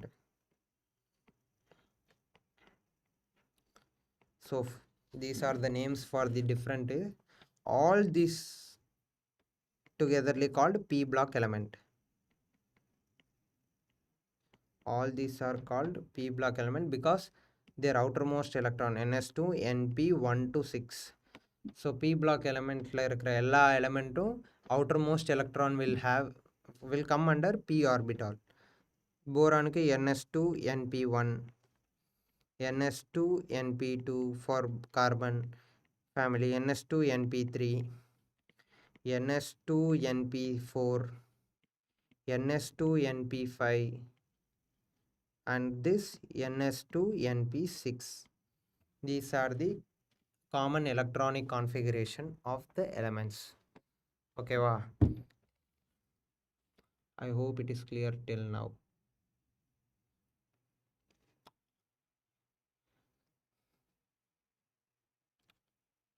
Okay, இப்போ S and P block பார்த்துட்டோம். Now coming to the 13th, middle இருக்கிற D block. D blockல பார்த்தீங்கன்னா third will start from here. 1B இருக்கு, 2B இருக்கு, which is 11th and 12th group will be named as 11th 1B and 2B. 1b and 2b, and then continue from here 3b, 4b, 5b, 6b, 7b, 8, and this last 3 will come under 8th group element. 8th A, B, C. Sorry, not 8th A. 8 is having 3 groups. Okay. Now these elements, which is scandium to zinc இருக்கு பாத்தீங்களா,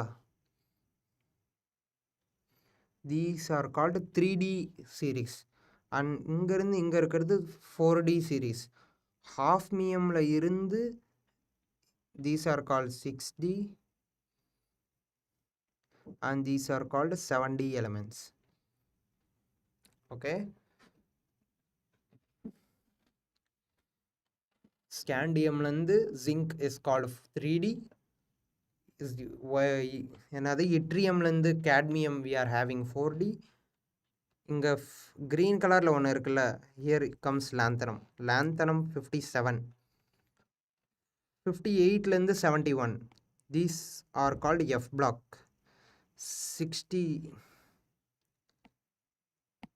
58ல இருந்து 71 are called F block.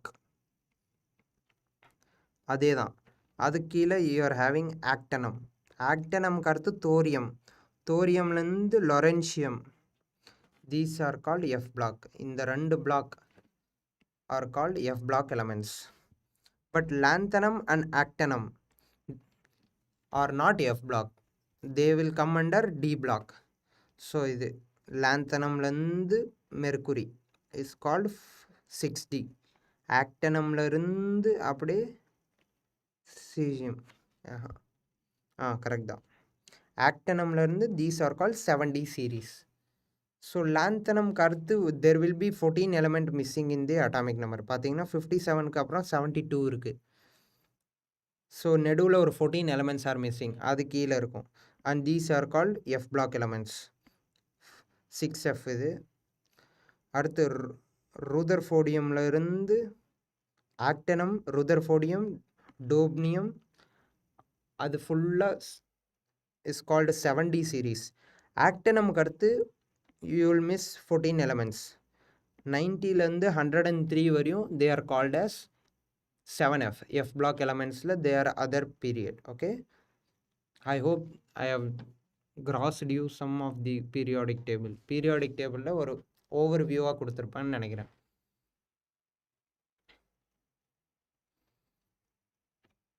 clear-னா thumbs up போடுங்க, otherwise I'll explain the periodic table again. just ஒரு recap மாதிரி.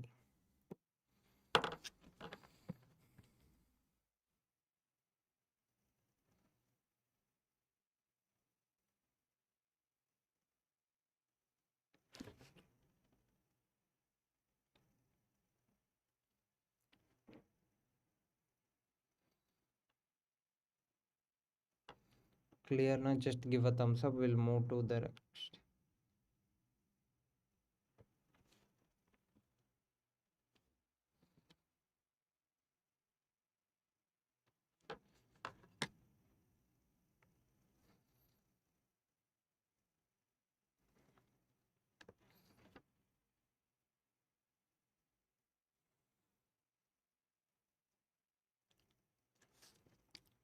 Okay,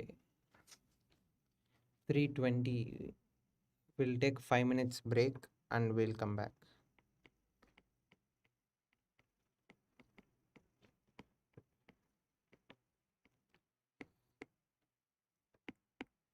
Doubts na இப்பயே கேட்டுருங்க. 5 minutes கடத்து we'll start the rest of the half of the chapter, and I think around 4:30 I'll complete this chapter. 4:30 to 5. Until now I think it must be clear. Illana I'll take a 5 minutes. We'll take a 5 minutes of break, and then I'll give a quick summary of modern periodic table, and then we'll start. Okay.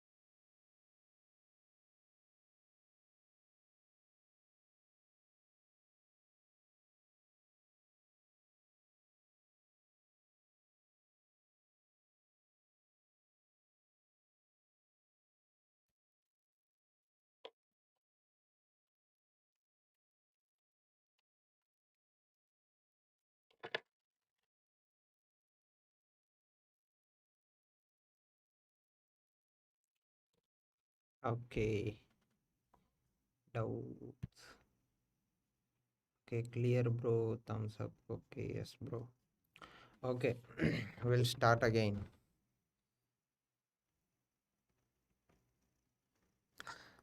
Break is over. I'll give a short and complete recap of modern periodic, long form of periodic table. Okay, first of all, modern or long form of periodic table consists of 118 elements. Okay, 118 elements, and this was discovered by Bohr. Bohr வந்து என்ன பண்ணாரு, he considered atomic number and electronic configuration for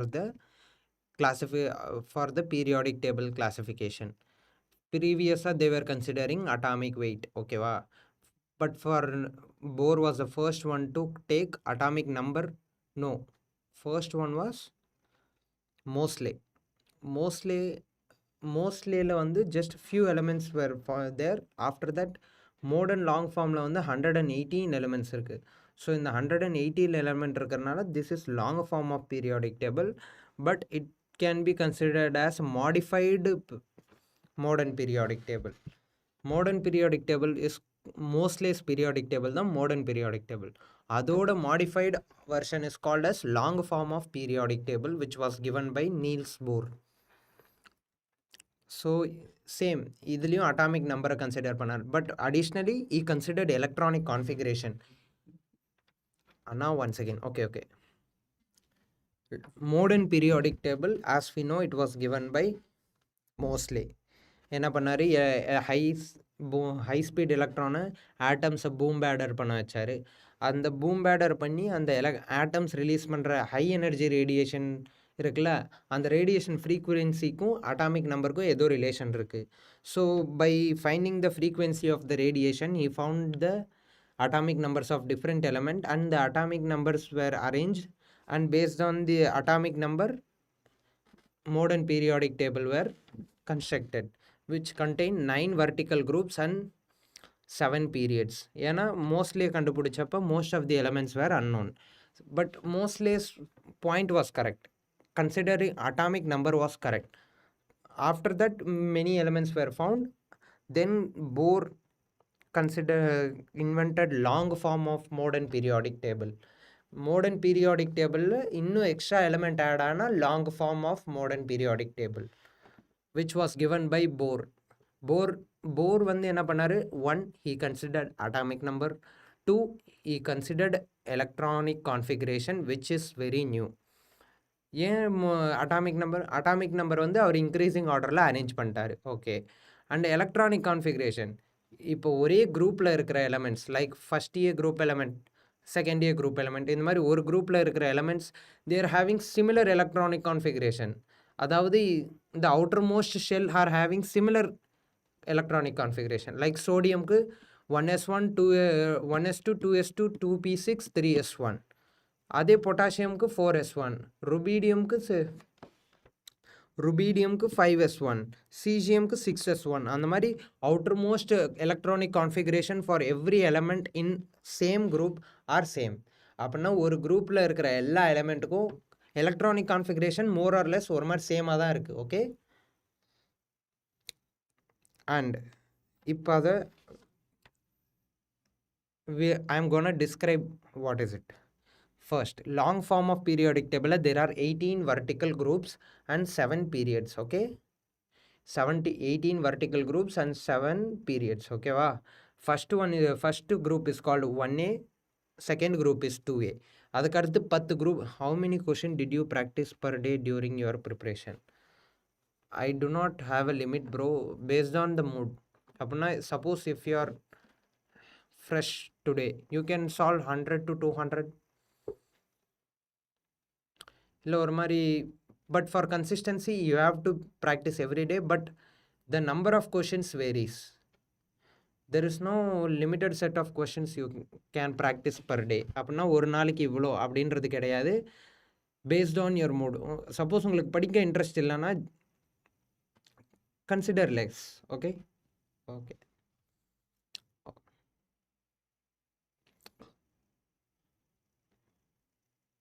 Okay.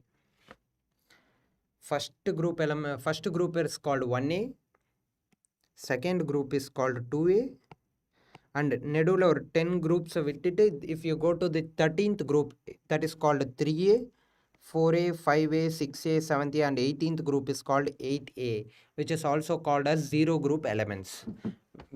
Okay va? Now coming to the center one. Centerல இருக்கிற 10 groups is occupied by DNF block elements.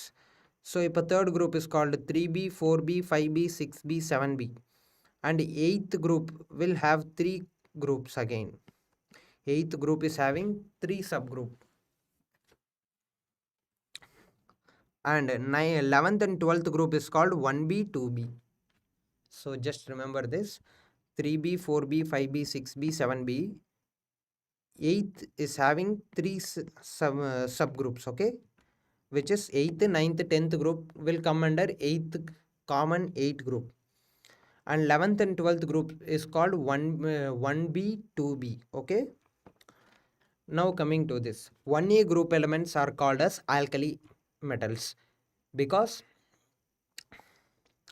the outermost electronic configuration is NS1 and they are soft metal except lithium. Why except lithium? Na, it is exhibiting diagonal relationship with magnesium. What is diagonal relationship? The element of the second period has some properties with the element in the third period which is diagonally present. Apna, the element in the second period like lithium irka has similar property to the element in the third period like magnesium, which is present diagonally. That is called diagonal relationship. So இப்போ என்னன்னா first year group elements are called alkali elements, and they are alkali metals because they are found in the nature, and their common electronic configuration is the common electronic configuration of alkali metal is NS1. Like lithium ku 2s1 la mudiyum, sodium ku 3s1, potassium ku 4s1. In the mari common electronic configuration is NS1. The outermost orbit of these elements contain 1 electron. Now coming to the second year group element, they are commonly called as alkali earth metals. Okay va? Alkali earth metals, their common electronic configuration is NS2. Like beryllium ko 2s2, magnesium ko 3s2. So the outermost electron is containing 2 electrons. Outermost orbit contain 2 electrons. Now 3A is called as boron family, whose common electronic configuration is NS2 NP1. So outermost p orbital la vandu 1 electron irukku. Carbon family is their common electronic configuration is NS2 NP2. Nitrogen family ki NS2 NP3. Oxygen family ki NS2 NP4. Fluorine family ki or halogens, fluorine family or halogens are called halogens. Okay, halogens because they form halides with different metal ions. Their common electronic configuration is NS2 NP5. And 8th year group elements are also called zero group elements, are also called aerogens, also called as inert group element. Inert group element because it does not react with any elements. Aerogens all the elements in these groups are gas. Most of them are gases. Okay,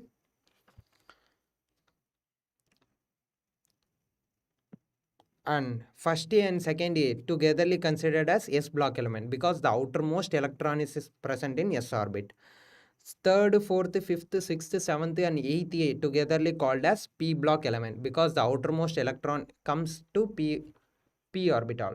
Okay, இப்போ இந்த நெடுவில் இருக்கு பார்த்தியா, scandium to zinc, it is called as 3D. நெடுவில் இது ஃபுல்லாக is called DNF block element, and from scandium to zinc is called 3D series. Yttrium to cadmium is called 4D series. இந்த green கலரில் இருக்குது பார்த்தீங்களா, this is lanthanum. லாந்தனம்க்கு அடுத்து ஹாஃப்மியம். நெடுவில் வந்து ஒரு 14 element இருக்காது. இங்கே பாருங்கள் லாந்தனம் இருக்குது, அதுக்கு அடுத்து இருக்கிற 14 element is called lanthanoids. Lanthanum will not come under lanthanoids. ஓகேவா? lanthanum இருக்கிறனால இந்த lanthanumக்கு அறுத்து இருக்கிறனால தான் அது பேர் lanthanoids. But lanthanum is not considered under lanthanoids. Lanthanum is D block element. Lanthanoids are F block element. Very very important. Lanthanumக்கு அறுத்து வரதால they are called lanthanoids. ஓகேவா? அதே தான் சேம். ஆக்டனம்க்கு அறுத்து வரனால they are called actinoids. But actinum is not under actinoids. Lanthanoids and actinoids are F block element. But lanthanum and actinum elements are D block element. Lanthanum to mercury. This is 5D series. Actinum to this is 7D series. Okay. 3D, 4D, 5D, 6D. Scandium to zinc, yttrium to cadmium 4D, lanthanum to mercury is another 5D, and actinum to here is 6D. And lanthanum karthu irukra 14 element is called lanthanoids. Actinum karthu irukra 14 elements are called actinoids. They are called F block elements. Why they are called D block element na? The outermost electron comes to the D orbital of the penultimate shell. அப்பனா n-1 D orbital தான் outermost electron வரும் D block elementக்கு. அதே n-2 F1 to 4 the anti-penultimate shell. அப்பனா outer shell is called penultimate shell. அவுட்டருக்கு பக்கத்தில் உள்ளே இருக்கிறது வந்து பெனால்டிமேட் shell, அதுக்கு இன்னும் உள்ளே இருக்கிறது ஆன்டி பெனால்டிமேட் ஷெல். இப்போ அவுட்டர் மோஸ்ட் ஷெல்லுக்கு போனால் எஸ் பி பிளாக் எலமெண்ட்டு. இப்போ அவுட்டருக்கு இன்னும் கொஞ்சம் உள்ளே இருக்கிறது that is penultimate shell.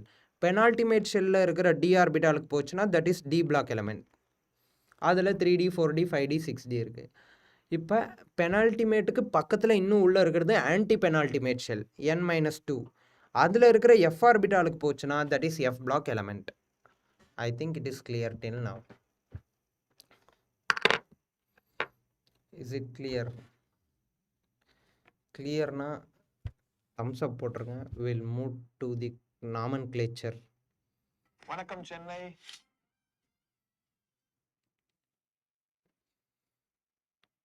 If it is clear, just give a thumbs up. We'll move to the next.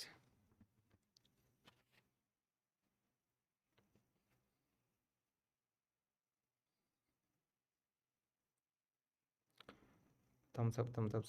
Clear bro. Fast up போடுங்க. We'll move to the nomenclature.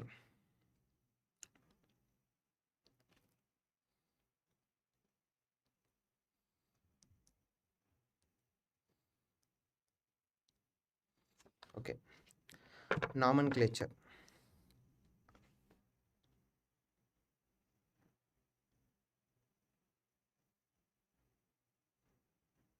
Okay.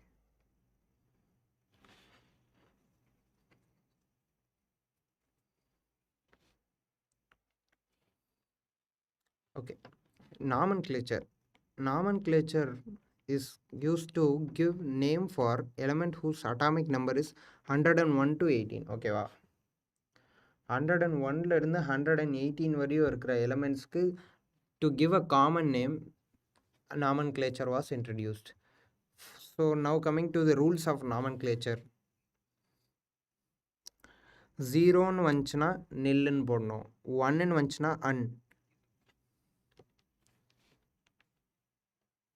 3ன்னு வந்துச்சுன்னா tri. 4 quad, pent, hex, sept, oct, enn. ஓகேவா? 9க்கு என். இது மட்டும் ஞாபகம் வச்சுக்கோங்க. 0க்கு nil போடணும். 1க்கு un, bi, tri, quad, pent, hex, sept, oct, enn. These are the name for the different numbers. ஓகேவா? First rule is that நம்பர்ஸ்க்கு இந்த மாதிரி பேர் கொடுக்கணும். And ending should always be end always with em. இந்த emன்ற வார்த்தையில தான் முடியணும். ஓகேவா? So now we will name all the elements which is from 101 to 118. 101 to 3, 104, 105, 106, 107, 108.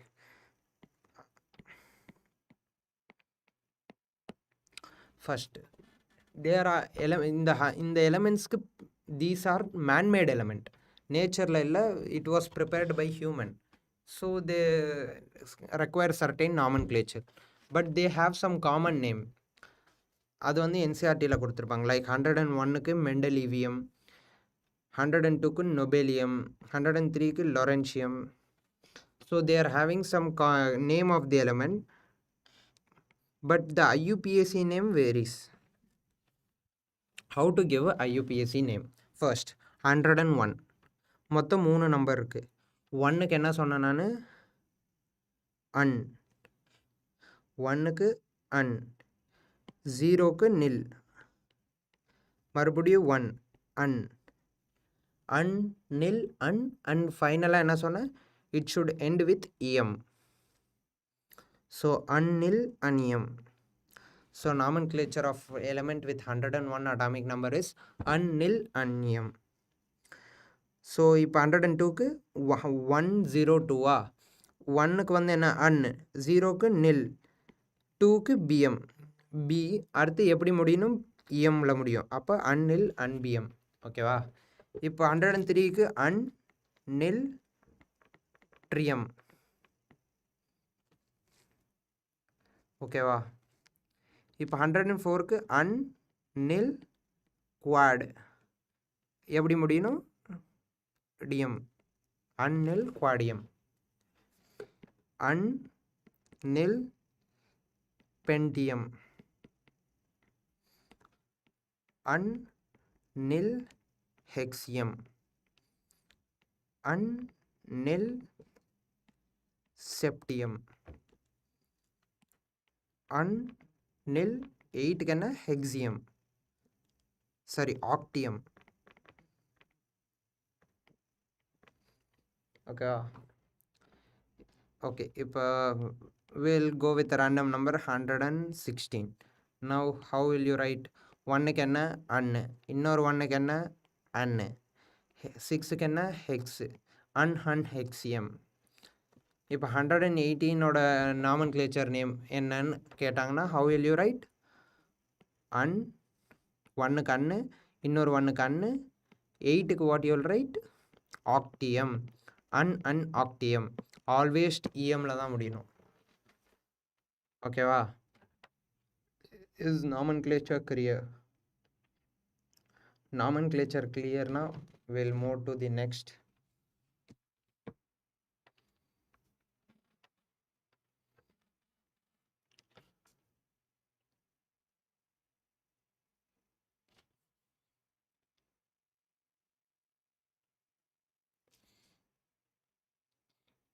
Nomenclature ஓகேவா?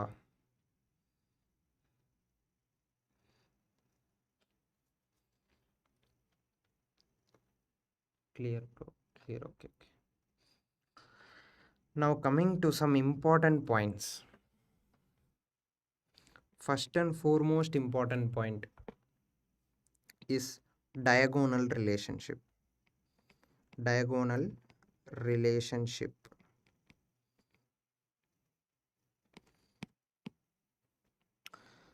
So what is diagonal relationship? The element in second period having similar properties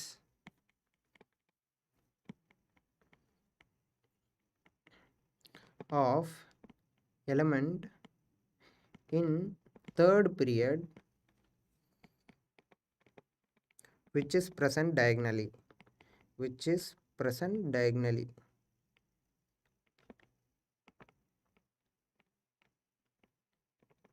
So என்ன சொல்றாங்கன்னா, now look at the periodic table.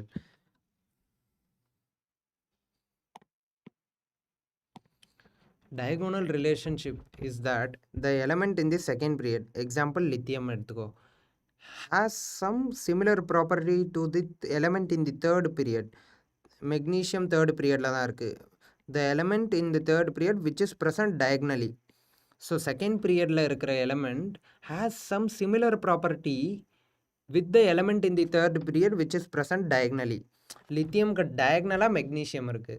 So magnesium which is present in the third group. Second group la இருக்கிற second period la இருக்கிற element has some similar properties to the element in the third period which is present diagonally. This is the definition of diagonal relationship.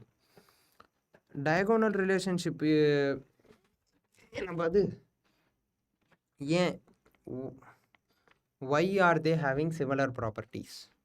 Because their ionic potential are same. Okay va?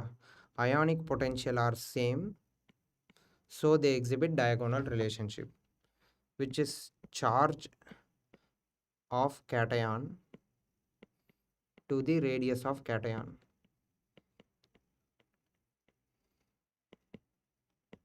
So the formula for the ionic potential is charge of the cation to the radius of cation. This is called ionic potential. The ionic potential, since the ionic potential are same, they exhibit diagonal relationship. If a diagonally related elements like lithium has diagonal relationship with magnesium, element which are diagonally related have similar properties like ரெண்டுத்துக்குமே ionisation energy அவங்க குரூப்பில் இருக்கிற மற்ற எலிமெண்ட்டை விட அதுக்கு அதிகமாக இருக்கும். ஓகேவா? ஓகேவா? Element which are diagonally related has higher ionisation energy compared to the element in their same group. ஓகேவா? அண்ட் ரேடியஸ் வந்து ரொம்ப கம்மியாக இருக்கும். இப்போ லித்தியம் வந்து கம்மியாக தான் இருக்கணும் ஆக்சுவலாக, பட் இட் இஸ் கம்மியாக விட கம்மியாக இருக்கும் because it is diagonally related to magnesium. Now second most important point, element after uranium, okay, whose atomic number is 92 are called transuranic element. Element after uranium whose atomic number is 92, uranium கருத்து இருக்கிற எல்லா எலமெண்ட்டையும் காமனாக transuranic எலமெண்ட்டுன்னு பேர் வச்சிட்டாங்க. Element after uraniums are called transuranic element. Okay, I hope it is clear.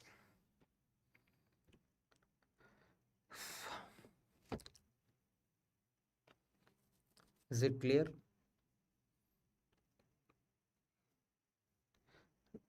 Diagonal relationship புரிஞ்சுதா?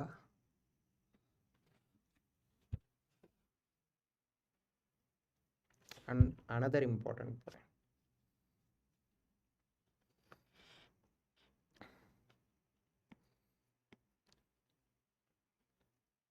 okay, just few more points.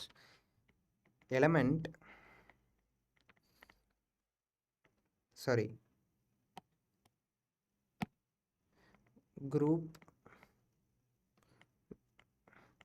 which has maximum number of gases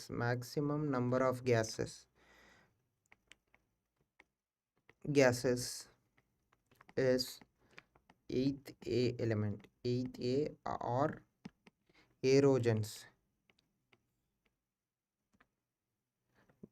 Group which has maximum number of gases is 8th A or aerogens, or also called inert gas family, like helium, neon, argon, krypton. So in the family la irukkiradhu most of them are gases except radium வந்து ராக்ல தானே கிடைக்கும், so it is solid. Group which has maximum number of gases is periodic table, the group which contain maximum number of gases 8th group element, or also called aerogens because most of them are gases, also called inert gas family because they does not react with any other group, okay, any other element. The valency is nothing but combining capacity with hydrogen. இப்போ element react with only one hydrogen na its valency is 1. like chlorine வந்து HCl தான் form பண்ணும், ஒரு ஹைட்ரஜனோட தான் react ஆகும். So the valency of chlorine is 1. So the combining capacity is called valency. The valency of the zero group element is 0. அப்பனா it does not react with hydrogen. Not only hydrogen, it does not react with any other elements, okay? And it does not even react with themselves. Until now periodic table is over. Now coming to the periodicity. Periodicity na, okay, let me see just any doubts முதல்ல கேட்டுக்கோங்க, then we'll go to periodicity.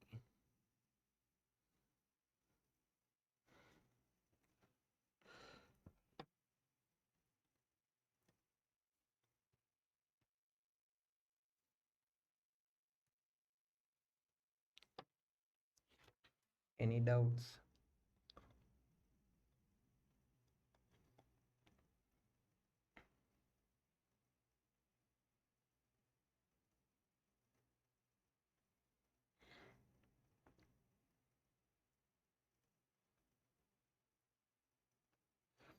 Okay,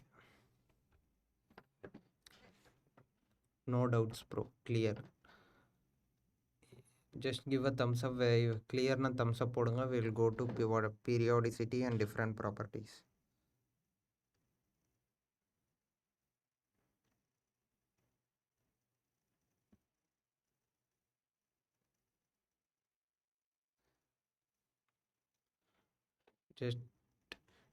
Just give a thumbs up.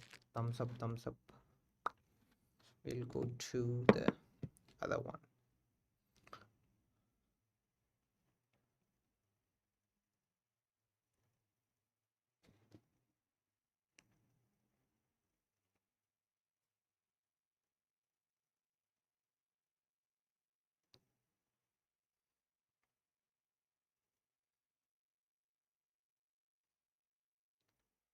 Okay.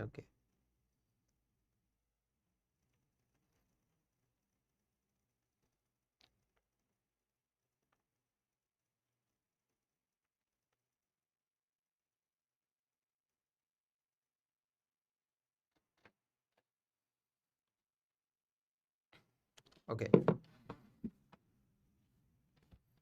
first point. In a period,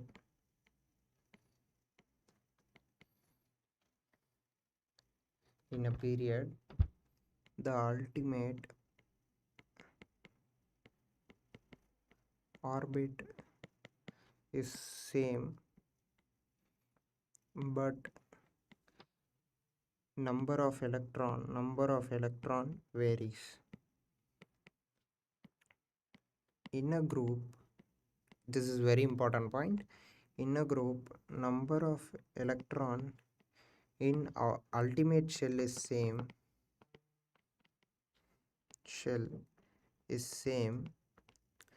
but the orbit number varies.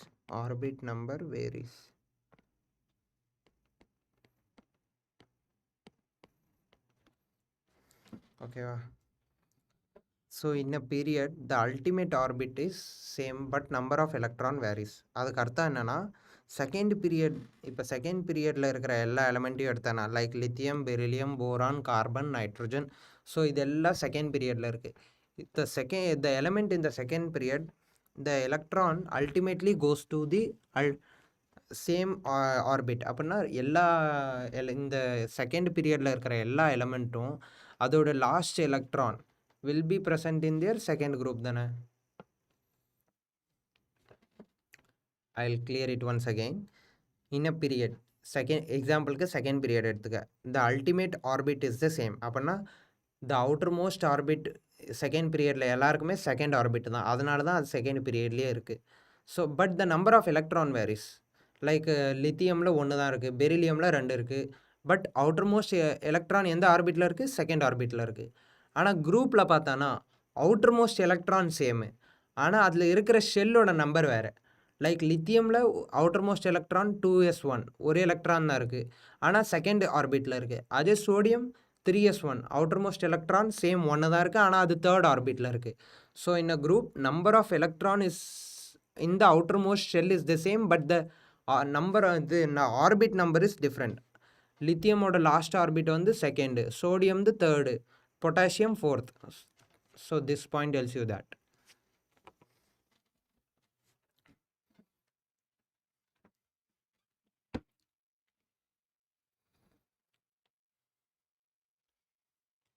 Is it clear?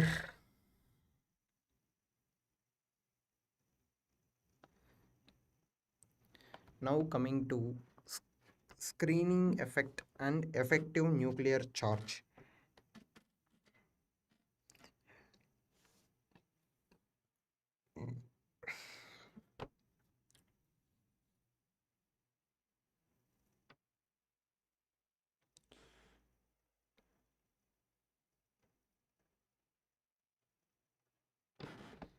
Okay, I will just explain it. Consider this as a nucleus, okay, and this as an orbit, an orbit containing electrons. Second orbitல electrons இருக்கு, and third orbitல ஒரு electron இருக்கு. So first the nucleus இருக்குல்ல, அது என்ன பண்ணும், எலக்ட்ரான்ஸை புல் பண்ணி தன்னை சுற்றியே வச்சுக்கும். ஸோ எலக்ட்ரான் வந்து இந்த consider the outer most electron. So இது ஒரு நியூக்ளியஸ், இது outer most electron. Outer most electron அப்படின்னா அவுட்டர் மோஸ்ட் ஷெல்லில் இருக்கிற எலக்ட்ரான் அதை வந்து புல் பண்ணும். இப்போ இந்த புல் பண்ணும்போது என்ன ஆகும், இந்த உள்ளே இருக்கிற ஆர்பிட்ஸ் இருக்குது பார்த்தியா, உள்ளே இருக்கிற மற்ற எலக்ட்ரான் இருக்குல்ல, இங்கே எலக்ட்ரான்ஸ், இந்த அவுட்டர் மோஸ்ட் எலக்ட்ரானுக்கு உள்ளே இருக்கிற மற்ற எலக்ட்ரான்ஸ் என்ன பண்ணும், ஒரு பில்டிங் மாதிரி நடுவில் குறுக்கால வரும். ஸோ இது என்ன பண்ணும், அவுட்டர் மோஸ்ட் எலக்ட்ரான் புல் பண்ணும். இந்த நியூக்ளியஸ் வந்து அவுட்டர் மோஸ்ட் எலக்ட்ரானை புல் பண்ணும்போது உள்ளே இருக்கிற மற்ற எலக்ட்ரான்ஸ் என்ன பண்ணும், ஒரு செவுறு மாதிரி இதை தடுக்கும். That is called shielding effect or screening effect. Screen மாதிரி தடுக்குது, ஸ்க்ரீனிங் எஃபெக்ட். ஓகேவா? First, the valence electron is pulled by the proton in the nucleus, protons in the nucleus.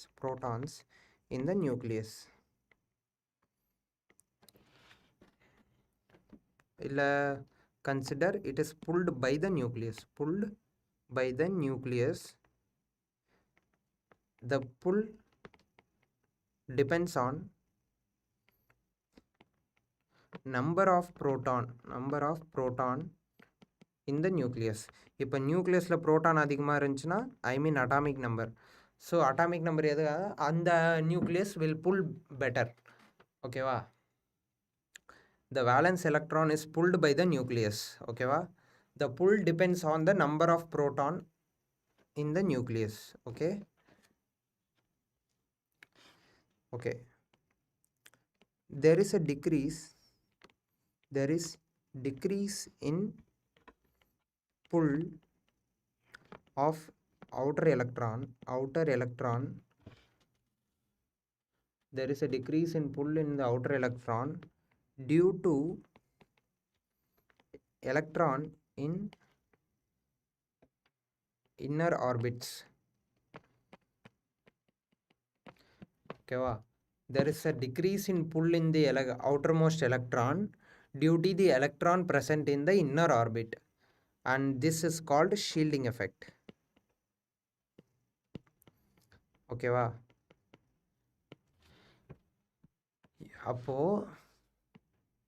இப்போ ஷீல்டிங் எஃபெக்ட் இல்லைன்னு வச்சுக்கோ. அப்போது n நம்பர் ஆஃப் ப்ரோட்டான்ஸ் இருக்குது. Suppose 10 proton இருக்குது, அது 10 எலக்ட்ரானை பிடிச்சி வச்சுக்கணும். ஓகேவா? புரியுதா? 10க்கு 10. ஆனால் இப்போ என்ன நடக்குது, ஷீல்டிங் எஃபெக்ட் இருக்கிறனால எஃபெக்டிவ் நியூக்ளியர் புல் அப்படின்னா அவுட்டர் மோஸ்ட் 10 எலக்ட்ரான் எலிமெண்ட் என்ன,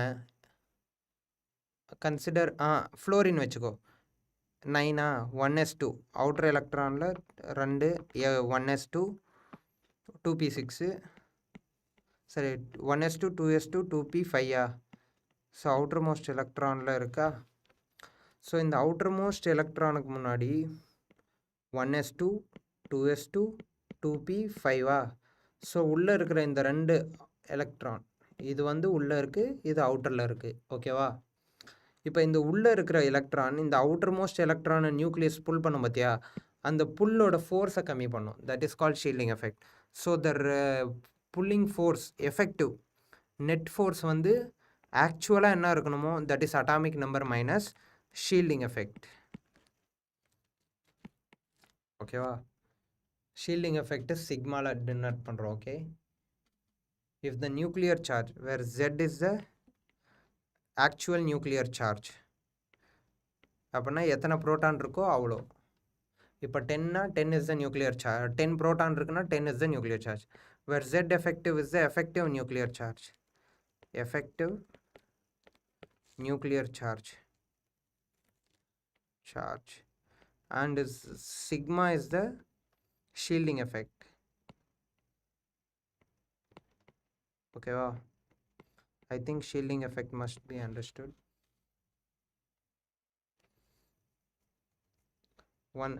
Okay, for example, adukku munadi you have to remember certain rules.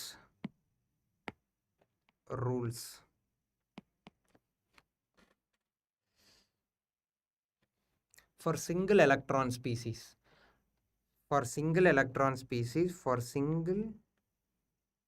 wait a while,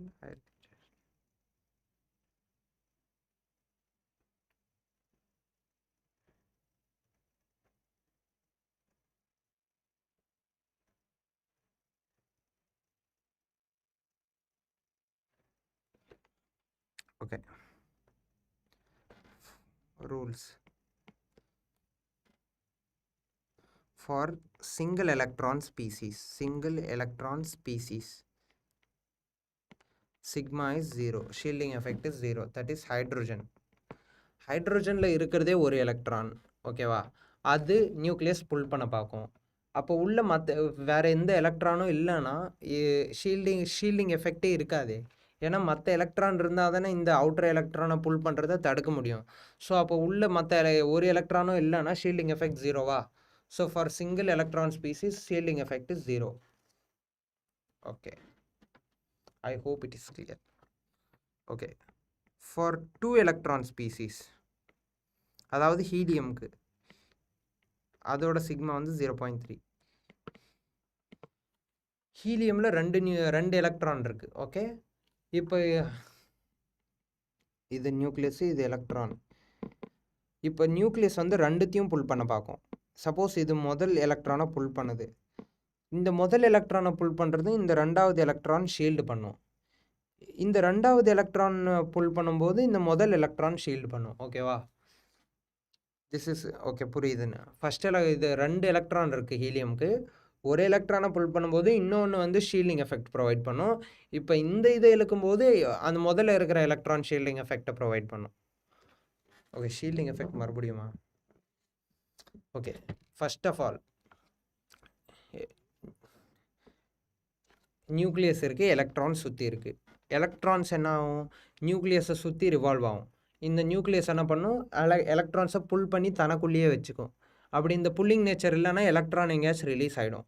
so இந்த புல்லிங் எஃபெக்ட் இருக்கிறதுனால தான் எலக்ட்ரான்ஸு தன்னை சுற்றியே நியூக்ளியஸை சுற்றி போயிட்டுருக்கு. ஸோ இப்போ இந்த நியூக்ளியஸ் என்ன பண்ணும், அவுட்டர் மோஸ்ட் எலக்ட்ரானை புல் பண்ணும்போது நார்மலாக ஷீல்டிங் எஃபெக்ட் இல்லைன்னா ஒரு குறிப்பிட்ட ஃபோர்ஸ் இருக்கும். அந்த ஃபோர்ஸ் எவ்வளோனா அட்டாமிக் நம்பர் எவ்வளவோ ஐ மீன் எவ்வளோ ப்ரோட்டான் இருக்கோ அவ்வளோ பவரோட ஃபுல் பண்ணும். ஓகேவா. 10 ப்ரோட்டான் இருக்குன்னா 10 பாசிட்டிவ் சார்ஜுன்னு இருக்குன்னு அர்த்தம். அப்போ 10 பாசிட்டிவ் சார்ஜோட பவரை வச்சு அது புல் பண்ணும். பட் இந்த உள்ளார இருக்கிற மற்ற எலக்ட்ரான் என்ன பண்ணும், இந்த புல்லிங் ஃபோர்ஸுக்கு நடுவில் ஒரு பிளாக் மாதிரி ஆக்ட் ஆகும். உள்ளே இருக்கிற மற்ற எலக்ட்ரான் என்ன பண்ணும், ஒரு ஷீல்டு மாதிரி ஒரு ஸ்க்ரீனை போட்டுரும். அதனால தான் screening effect or shielding effect. So அதால் என்ன ஆகும், புல்லிங் நேச்சர் வந்து அவுட்டர் மோஸ்ட் எலக்ட்ரான் வழக்கமாக புல் பண்ணுற ஃபோர்ஸை விட கொஞ்சம் கம்மியாயிடும். அதனால தான் அது பேர் ஷீல்டிங் எஃபெக்ட். ஓகேவா. ரிதீஷ் அடங்கோத். ஸோ இப்போ எஃபெக்டிவ் புல் அப்படின்னா எஃபெக்டிவ் நியூக்ளியர் சார்ஜ் இப்போ 10 புரோட்டான் இருக்குது, அதாவது அட்டாமிக் நம்பர் 10ன்னு வச்சுக்கோ. அது 10 புரோட்டான், அதாவது 10 பாசிட்டிவ் சார்ஜ் பவரில் புல் பண்ணணும். பட் ஷீல்டிங் எஃபெக்ட் இருக்கிறதுனால 10லேருந்து கொஞ்சம் கம்மியாக தான் இருக்கும். ஸோ அந்த 10லேருந்து கம்மியாக இருக்கிறதுக்கு கேல்குலேட் பண்ணுற ஃபார்முலா தான் effective atomic number or effective nuclear charge is equal to the actual nuclear charge minus shielding effect. So சிக்மான்ற ஷீல்டிங் எஃபெக்ட்டுக்கு சர்டைன் வேல்யூஸ் இருக்குது. சிங்கிள் எலக்ட்ரான் ஸ்பீசிஸ், அதாவது ஹைட்ரோஜனில் இருக்கிறதே 1 எலக்ட்ரான். ஸோ அந்த ஒரு எலக்ட்ரானுக்கும் ஸ்க்ரீன் பண்ண இன்னொரு எலக்ட்ரான் தேவை. பட் இருக்கிறதே ஒரு எலக்ட்ரான்ன்றனால ஷீல்டிங் எஃபெக்ட் அதில் 0. ஹீலியமில் வந்து 2 எலக்ட்ரான் ஸ்பீசிஸ்க்கு வந்து ஷீல்டிங் எஃபெக்ட் வந்து 0.3. எப்படின்னா இது ஹீலியம் நியூக்ளியஸ், இது அவுட்டர் ஷெல், 2 எலக்ட்ரான் இருக்குது. ஸோ இந்த மொதல் எலக்ட்ரானை புல் பண்ணும்போது ரெண்டாவது எலக்ட்ரான் ஒரு ஷீல்டு மாதிரி வரும். ஸோ ஓகேவா, I'll just redraw it for understanding. So இது ஹீலியம் நியூக்ளியஸ், இது அரவுண்ட் ஆர்பிட்டு, எலக்ட்ரான் இருக்குது. ஸோ இந்த முதல் எலக்ட்ரானை புல் பண்ணும்போது இந்த ரெண்டாவது எலக்ட்ரான் ஒரு ஷீல்டு மாதிரி ஆக்ட் ஆகும். இந்த ரெண்டாவது எலக்ட்ரானை புல் பண்ணும்போது மொதல் எலக்ட்ரான் ஷீல்டு மாதிரி ஆகும். ஸோ ஒன்று அட்ராக்ட் பண்ணும்போது இன்னொன்று ஷீல்டு ஆகும். ஷீல்டிங் எஃபெக்ட் ப்ரொவைட் பண்ணும். ஓகேவா. ஸோ ஹீலியம் ஆர் 2 எலக்ட்ரான் ஸ்பீசிஸ்க்கு வந்து it is 2. For ns and np electrons, shielding effect is 0.35. So outermost s and p orbital இருக்கிற எலக்ட்ரான்ஸ்க்கு ஒவ்வொரு எலக்ட்ரானோட ஷீல்டிங் எஃபெக்டோட வேல்யூ என்ன 0.5. ஓகேவா. I hope it is clear. Okay. இப்போ ultimate shell n ஆர்பிட்னா ultimate shell. இப்போ n-1னா பெனால்டிமேட்டில் இருக்கிற SPD, பெனால்டிமேட் ஷெல்லில் இருக்கிற SPD ஆர்பிட்டால் இதில் இருக்கிற எலக்ட்ரான்ஸ்க்கு ஷீல்டிங் எஃபெக்ட் எவ்வளோ 0.85. இப்போ ஆன்டி பெனால்டிமேட் இன்னும் கொஞ்சம் உள்ளே போகிறான்னா எலக்ட்ரான்ஸோட ஷீல்டிங் எஃபெக்ட் இன்னும் அதிகமாகும். உள்ளே போக போக இன்னும் ஷீல்டிங் எஃபெக்ட் ப்ரொவைட் பண்ணும். ஸோ இப்போ n-2 ஆன்டி பெனால்டிமேட் ஷெல்லில் இருக்கிற SPDF இதில் இருக்கிற எலக்ட்ரான்ஸோட ஷீல்டிங் எஃபெக்ட் 1. அதாவது உள்ளே போக போக ஒரு எலக்ட்ரான் என்ன பண்ணும், ஒரு புரோட்டானோட பவரை ஸ்டாப் பண்ணுன்றாங்க. ஓகேவா. I will solve you with an example, then you will understand. Example எடுத்துக்கோ, sodium. How to calculate the effective nuclear charge? Calculate the effective nuclear charge of sodium. இதுவரையும் புரிஞ்சிருக்கும்னு நினைக்கிறேன். So calculate the sodium effective, Z effective கேட்குறாங்க. முதல்ல Z we know for sodium it is 11. முதல்ல electronic configuration எழுது. 1s2 2s2 2p6 3s1. ஓகேவா. So outermost is third orbit, penultimate is second orbit, anti-penultimate is first orbit. So first sigma கண்டுபிடிப்போம். Ultimate ஷெல்லில் இருக்கிற electron என்ன n outer shell electron ஒன்று தான் இருக்குது. அப்படின்னா தேர்ட் ஷெல்லில் ஒரே ஒரு எலக்ட்ரான் தான் இருக்குது. அவுட்டர் மோஸ்ட் ஷெல் எலக்ட்ரான்ஸ் இது என்ன சிக்மாவா. ஸோ ஒரு எலக்ட்ரான் தான் இருக்குது. அவுட்டர் மோஸ்ட் செல்லுக்கு நான் சொன்ன வேல்யூனா சிக்மா வேல்யூ 0.335. இப்போது பெனால்டிமேட் ஷெல், அதாவது செகண்ட் ஷெல் எத்தனை இருக்குது, 8 எலக்ட்ரான் இருக்குது. 8 ஃபார் ஈச் 0.85. புரிஞ்சா. ப்ளஸ் ஆன்டி பெனால்டிமேட் ஷெல்லில் எத்தனை, அதாவது ஃபஸ்ட் ஆர்பிட்டில் எத்தனை இருக்குது 2. ஆன்டி n-2 3 அதுக்கு இன்னும் உள்ளே போயிடுச்சுன்னா அது எல்லாத்துக்கும் 1 தான். 2 = 1. ஓகேவா. ஸோ இதை கேல்குலேட் பண்ணால் you get sigma is equal to, என் கேல்குலேட்டரில் போட்டு பார்க்குறேன்,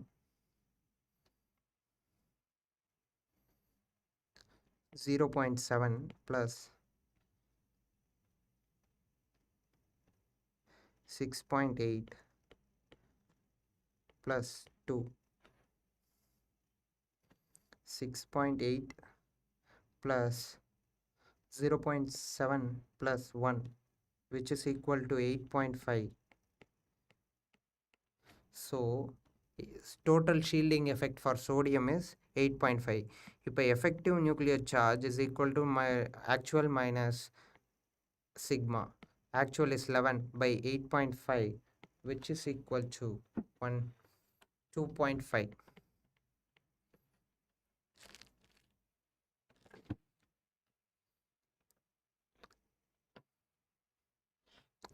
So 2.5. I think it is clear.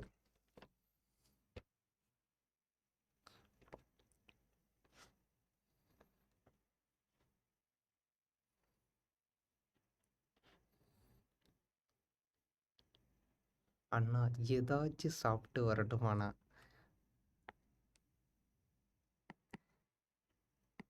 One small mistake. What I consider. So first, shielding effect na enna? It is applicable for the electron in the outermost orbit. So இங்கே சோடியமோட outermost orbitல இருக்கிற எலக்ட்ரானை நம்ம consider பண்ணக்கூடாது. So 6.8 + 2 தான் வரும். 6.82 + 2.8 8.8 minus 8.8 is 2.2.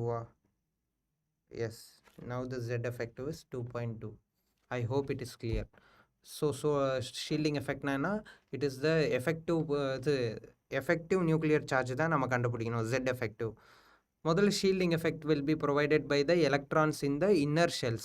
So the sodiumல இருக்கிற NS3s1 electron நம்ம consider பண்ணக்கூடாது. ஏன்னா nucleus is going to pull that electron. So அதை கன்சிடர் பண்ணக்கூடாது. அதுக்குள்ளே இருக்கிற மற்ற எலக்ட்ரான் தான் இதுக்கு ஷீல்டிங் எஃபெக்ட் ப்ரொவைட் பண்ணும். ஸோ த ரிமைனிங் 10 எலக்ட்ரானோட ஷீல்டிங் எஃபெக்டை நம்ம கண்டுபிடிச்சோம். ஆக்சுவல் நியூக்ளியர் சார்ஜ் வந்து 11. அதில் மைனஸ் ஷீல்டிங் எஃபெக்ட் போட்டால் you get the effective nuclear charge. I hope it is clear.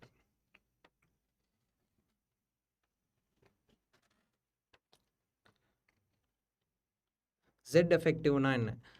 It is effective nuclear charge. Rupesh இது ஒரு நியூக்ளியஸ் இருக்குது ரூபேஷ். அதில் 2 ப்ரோட்டான்ஸ் இருக்குது ரூபேஷ். அதை சுற்றி சப்போஸ் ஹீலியம் எடுத்துக்கோ ரூபேஷ். 2 ப்ரோட்டான் இருக்கும், 2 எலக்ட்ரான் இருக்கும். ஸோ இப்போ என்ன பண்ணோம், இந்த 2 ப்ரோட்டான் வந்து இந்த 2 எலக்ட்ரானையும் புல் பண்ண பார்க்கும் ரூபேஷ். ஓகேவா? ஸோ இந்த 2 ப்ரோட்டான், ஈச் ப்ரோட்டானோட சார்ஜ் எவ்வளோ, எலக்ட்ரானுக்கு எவ்வளோ அதோட positive charge E plus charge. அப்படின்னா 1.6 × 10⁻⁻16 இல்லை 1 எலக்ட்ரான் யூனிட். ஸோ அப்போ 2க்கு 2 எலக்ட்ரான் யூனிட்டா? ஸோ இவ்வளோ பவரில் அது இழுக்கணும். இப்போ என்ன ஆகும், ஈச் எலக்ட்ரான் மேலே 2 எலக்ட்ரான் யூனிட் சார்ஜ் எவ்வளோ புல் பண்ணுமோ அவ்வளோ ஃபோர்ஸோடு இழுக்கணும். ஆனால் இப்போ இந்த ஒரு எலக்ட்ரானை புல் பண்ணும்போது இந்த இன்னொரு எலக்ட்ரான் வந்து ஸ்க்ரீன் மாதிரி ஆக்ட் ஆகும். அதால் என்ன ஆகும், 2 எலக்ட்ரான் யூனிட் பவரில் இழுக்க வேண்டியது வந்து சம் 1. எக்ஸெட்ரா சம் 1.2 ஆர் 1.3 கொஞ்சம் குறையுது. அந்த இது பேர் தான் shielding effect and that is called effective nuclear charge. I think it is clear mister Rupesh.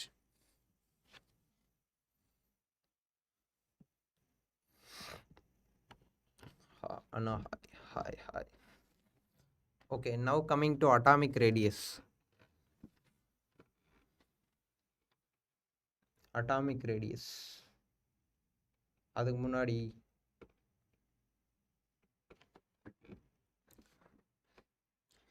some proportionality. Z effective is directly proportional to the positive charge and inversely proportional to the negative charge. இப்போ isoelectric species கொடுத்துட்டு what is isoelectric species? And species which contain same number of electrons. இப்போ suppose sodium plus magnesium plus 2 fluorine minus இதெல்லாம் கொடுத்துட்டாங்க. ஓகேவா? Example correct தான். O2 O - 2 N - 3 இது எல்லாத்தையும் calculate பண்ணால் எல்லாருக்கும் 10 எலக்ட்ரான் இருக்குது. So iso electronic species. இப்போ இது எல்லாத்துக்கும் எஃபெக்டிவ் நியூக்ளியர் சார்ஜ் எதுக்கு அதிகம் ஒரு ஆர்டர் ஆப்ஷனில் கேட்பாங்க. அதுக்கு என்ன பண்ணும், இந்த ரிலேஷன் யூஸ் பண்ணோம். Effective nuclear charge is directly proportional to positive charge and inversely proportional to negative charge. அப்போ நெகட்டிவ் சார்ஜ் இருக்கிறவங்களுக்கு வந்து எலக்ட்ரான் அதிகமாக ஆட் ஆயிருக்கு. ஸோ புல் பண்ணுறதுக்கு தேவையான ப்ரோட்டான்ஸ் கம்மியாக இருக்குது. அதே பாசிட்டிவ் சார்ஜுக்கு எலக்ட்ரான் கம்மியாக இருக்குது. அதனால் ஆனால் புல் பண்ணுற ப்ரோட்டான்ஸ் அதிகமாக இருக்குது. ஸோ ப்ரோட்டான்ஸ் அதிகமாக இருந்தால் புல்லிங் நேச்சர் அதிகமாக இருக்கும். அதனால் இப்போ எஃபெக்டிவ் நியூக்ளியர் சார்ஜ் அதிகமாக இருக்கும். ஸோ அப்போ பாசிட்டிவ் சார்ஜ் எதுக்கு அதிகமாக இருக்கோ அதுக்கு தான் முதல்ல அதிகம். ஸோ இப்போ நெகட்டிவ்க்கும் நியூட்ரல் ஆட்டம்க்கு நடுவில் பார்த்தீங்கன்னா நியூட்ரல் ஆட்டம் தான். ஏன்னா அதில் எலக்ட்ரான் எக்ஸ்ட்ரா ஆட் ஆகல, புல் பண்ணுறதுக்கு தேவையான ஃபோர்ஸ் அதிகம் தேவைப்படாது. ஸோ எஃபெக்டிவ் நியூக்ளியர் சார்ஜ் வந்து நியூட்ரல் ஆட்டமுக்கு முதல்ல. ஆனால் இங்கே எதுவும் ஆப்ஷனில் இல்லை. So F minus negative charge increase ஆக எஃபெக்டிவ் நியூக்ளியர் சார்ஜ் கம்மியாகும். ஓகேவா? இது வந்து ஐசோ எலக்ட்ரானிக் ஸ்பீசிஸ். இப்போ same species for same species, இப்போ ஒரு எக்ஸாம்பிள் ஃபார் சேம் ஸ்பீசிஸ், இப்போ ஒரே எலமெண்ட் நைட்ரோஜன் ப்ளஸ் இருக்குது, நைட்ரோஜன் மைனஸ் இருக்குது. இப்போ இதுக்கு என்ன பண்ணுவேன்? சேம் பாசிட்டிவ் சார்ஜ் எதுக்கு அதிகமாக இருக்கோ அதுக்கு முதல்ல அதிகம், அடுத்து நியூட்ரல், அடுத்து negative charge. This is the effective nuclear charge. இந்த ஒரு ரிலேஷன் ஞாபகம் வச்சுக்கணும். தம்ப்நெயில் மாசா நைட்ரோஜன் எக்ஸ்பிளைன் பண்ணுங்க. Nothing. Effective nuclear charge is directly proportional to positive charge and inversely proportional to negative charge. ஏன் பாசிட்டிவ் சார்ஜ்? முதல்ல effective nuclear சார்ஜ்னால் என்ன? உள்ளே இருக்கிற ப்ரோட்டான் எவ்வளோ எஃபெக்டிவாக புல் பண்ணுதுன்னு அர்த்தம். ஷீல்டிங் எஃபெக்ட் எல்லாம் கழிச்சு. இப்போ இந்த பாசிட்டிவ் சார்ஜ் உள்ளே அதிகமாக, அதாவது எலக்ட்ரான் ஒன்று remove பண்ணிட்டான்னா protons அதிகமாகிடும்.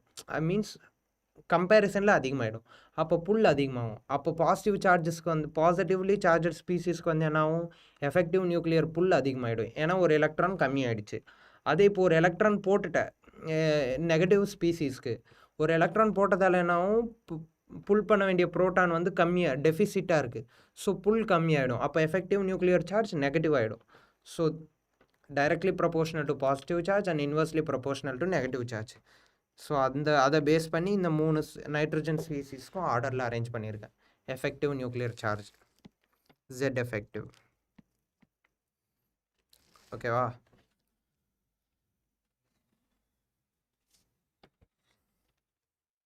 I hope it is clear.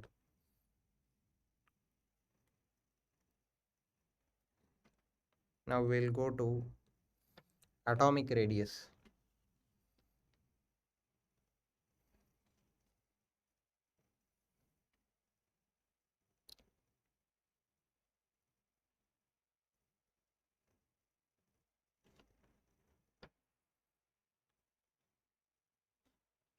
Okay, atomic radius. Atomic radius nana, it is average distance between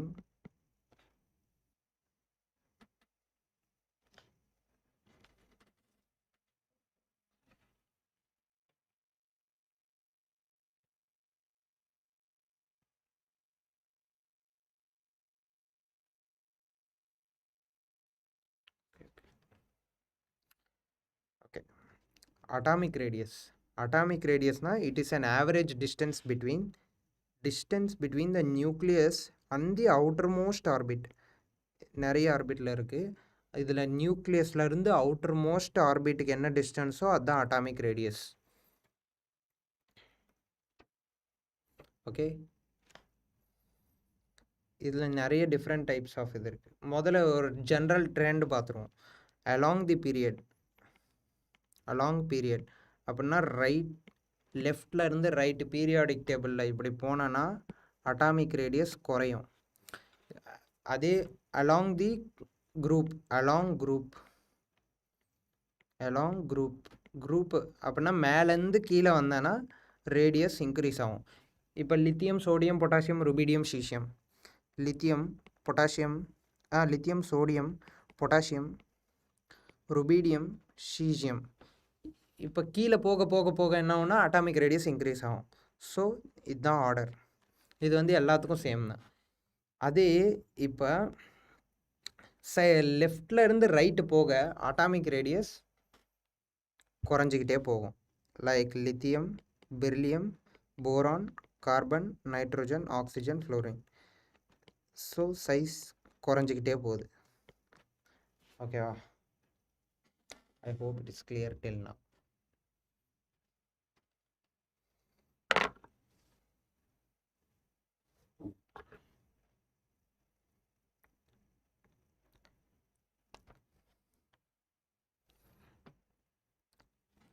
so இந்த அட்டாமிக் ரேடியஸை வந்து யூ கேனாட் டைரக்ட்லி ஃபைண்ட்.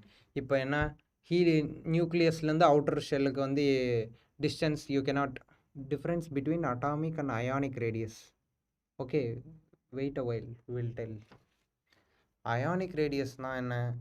இப்போ ஒரு எலக்ட்ரான், இப்போ ஆட்டம்லேருந்து எலக்ட்ரான் ரிமூவ் பண்ணிட்டேன் இல்லை ஆட் பண்ணிட்டேன்.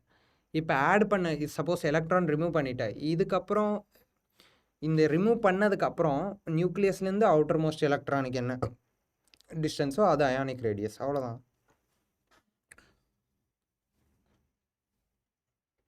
ஓகே, இப்போ நீ டைரெக்டாக நியூக்ளியஸ்லேருந்து outer most orbital you cannot measure. But indirect way for measuring the atomic radius is homo atomic molecule எடுத்துக்கோ. லைக் ஹோமோ டைஅட்டாமிக் மாலிக்யூல்னா, டைஅட்டாமிக் மாலிக்யூல்னா 2 ஆட்டம் இருக்கிற ஒரு மாலிக்யூல். ஓகேவா? 2 எலக்ட்ரான் இருக்கு, 2 எலிமெண்ட் இருக்கிற ஒரு மாலிக்யூல் தான் டைஅட்டாமிக் மாலிக்யூல். அதில் if you take a average, அதாவது இந்த பாண்ட் லென்த் இருக்குது பார்த்தியா, ஒரு ஹைட்ரஜன் நியூக்ளியஸ்லேருந்து இன்னொரு ஹைட்ரஜன் நியூக்ளியஸ், இந்த 2 ஹைட்ரஜன் நியூக்ளியஸில் இருக்கிற இந்த ஆவரேஜ், அதாவது பாதி தான் atomic radius of hydrogen.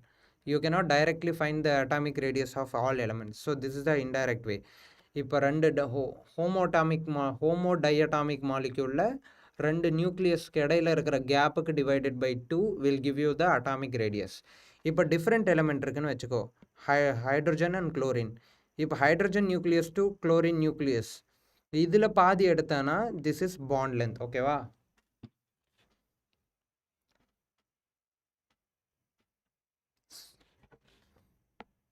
Not பாதி. இப்போ hydrogen nucleus to chlorine nucleus, இந்த லென்த் இருக்குது பார்த்தியா, இதுக்கு பேர் தான் bond length. Bond length of hydrochloric acid. இது ஸ்பேம் பண்ண வந்துட்டானுங்க. Right, are brothers. ஓகே, இப்போ ஹைட்ரஜன் நியூக்ளியஸ்லேருந்து குளோரின் நியூக்ளியஸ் இருக்கிற இந்த distance is called bond length. இப்போது 2 homo atomic molecule, homo diatomic molecule இருக்குது பார்த்தியா, அந்த 2 நியூக்ளியஸ்க்கு இருக்கிற கேப் டிவைடட் பை 2 போட்டோன்னா it is the atomic radius of that. இப்போ ஹைட்ரஜன் டைஅட்டாமிக் H2, 2 ஹைட்ரஜனுக்கு இருக்கிற நியூக்ளியஸ் இருக்கிற கேப் டிவைடட் பை 2 பண்ணனா that will be the atomic radius of hydrogen. இப்போ ஹைட்ரோக்ளோரிக் ஆசிட், இப்போ ஹோமோ இல்லை ஹெட்ரோ டைஅட்டாமிக் மாலிக்யூல், அப்படின்னா 2 டிஃப்ரெண்ட் எலிமெண்டால் ஆன டைஅட்டாமிக் மாலிக்யூல். இதோட பாண்ட் லென்த், இது ஒரு நியூக்ளியஸ்லேருந்து இன்னொரு nucleus distance, that is called bond length. ஓகேவா? Okay. Okay, now based on chemical bond, different radius are present. Different radius are present. Okay, first and foremost one, covalent radius.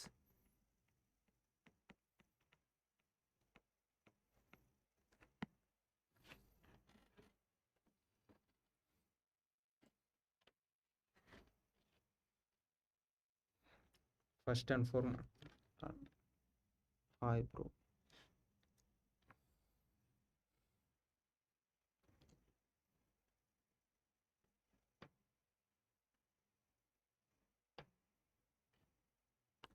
Okay.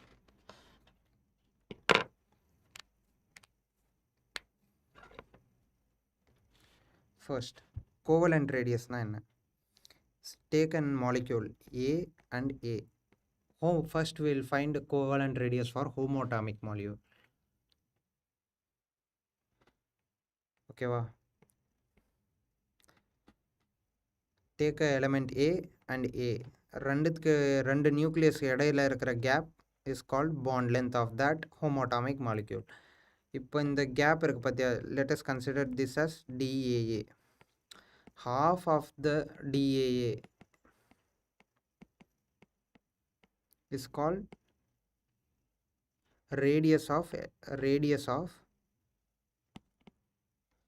AA or covalent radius of A2 molecule. A2 molecule ஓட covalent. இப்போ ABன்னு ஒரு molecule இருக்கு. இது A ஓட nucleus, இது B ஓட nucleus. and the bond length is DAB. ஓகேவா? இப்போ ABன்ற molecule இருக்கு. Distance of A nucleus to B nucleus is DAB and the radius DAB ஓட average DAB by 2. ஓகேவா? ionic radius. Okay.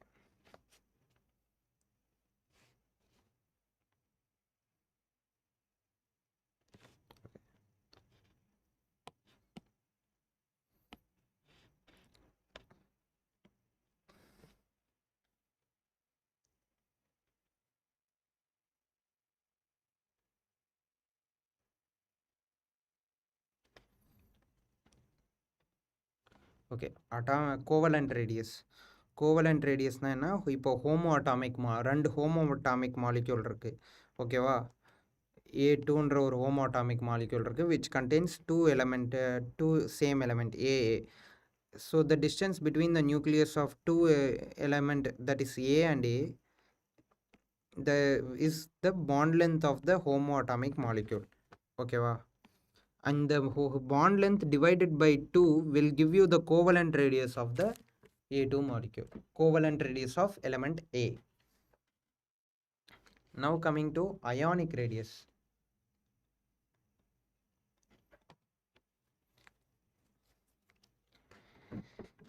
Okay, let me drink some more.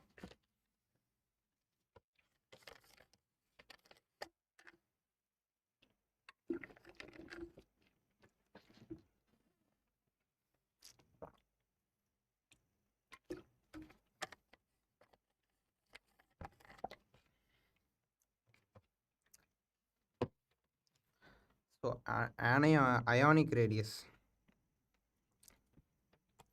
most important one, ionic radius. B, ionic radius.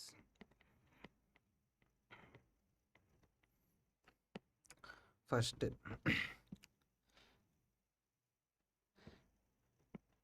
when it loses electron,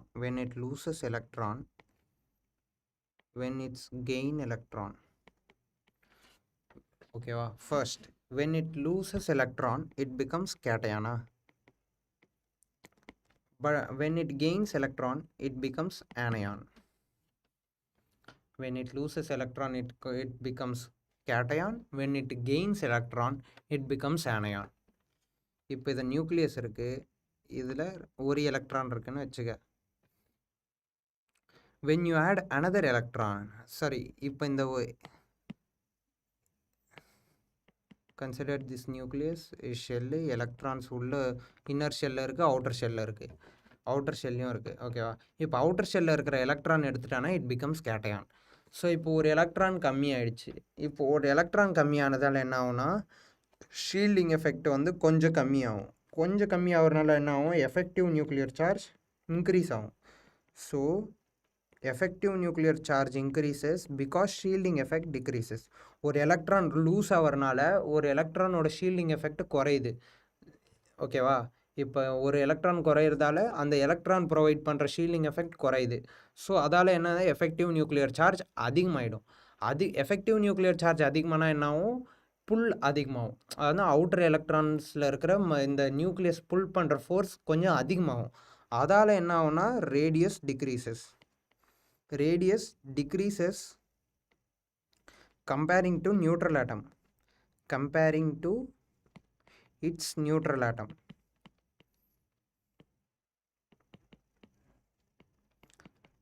அதாவது Na is greater than Na plus. ஓகேவா?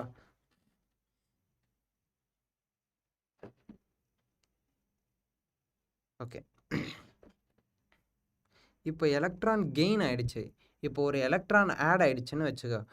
இப்போ ஒரு electron add ஆகிறனால என்ன ஆகும், ஒரு எலக்ட்ரானோட இப்போ shielding effect increase ஆகுது, இன்னொரு எலக்ட்ரான் வந்து எக்ஸ்ட்ரா ஆட் ஆகுது, இன்னும் கொஞ்சம் ஷீல்டிங் எஃபெக்ட் எக்ஸ்ட்ரா ஆட் ஆகும்.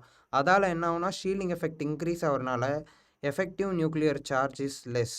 ஸோ அதால் என்ன ஆகும்னா ரேடியஸ், ஸோ புல் ஃபோர்ஸ் கம்மி, எஃபெக்டிவ் நியூக்ளியர் சார்ஜ் கம்மியாகிறனால புல்லிங் ஃபோர்ஸ் கம்மியாகும், எலக்ட்ரான் ரிப்பல்ஷன் அதிகமாகி சைஸ் இன்க்ரீஸ் ஆகும். ஸோ ஒரு புல்லிங் ஃபோர்ஸ் கம்மியாக இருக்கிறனால என்ன ஆகும், எக்ஸ்பேண்ட் ஆகும். So radius increases on comparing to its neutral atom.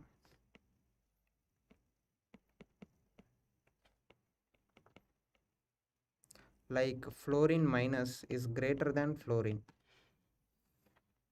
Sorry,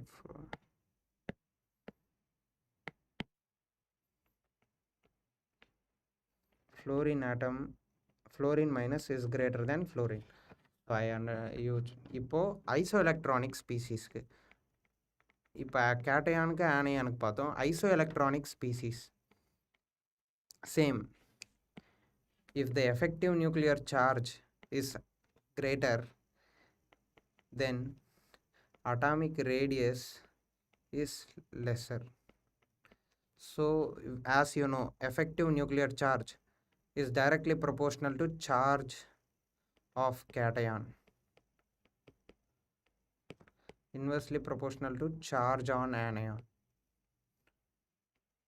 Okay va? Ipo take an example like one good example I am having is Cl minus 2, Cl minus and potassium plus and calcium plus 2. Okay va? இந்த 4 element effective nuclear charge எதுக்கு அதிகமாக இருக்கும், which is having higher positive charge, calcium. So the order will be calcium, potassium, chlorine, sulfur minus 2. இது வந்து effective nuclear charge order. இதுக்கு அப்படியே உல்ட்டா, ஏன்னா effective nuclear charge புல் அதிகமாக இருந்தால் ரேடியஸ் கம்மியாகும். ஸோ புல் கம்மியாக இருந்துச்சுன்னா ரேடியஸ் அதிகமாகும். அப்போ இதுக்கு அப்படியே ஆப்போசிட் என்ன, S minus 2 is greater than Cl minus is greater than K plus is greater than Ca plus 2. Radius order.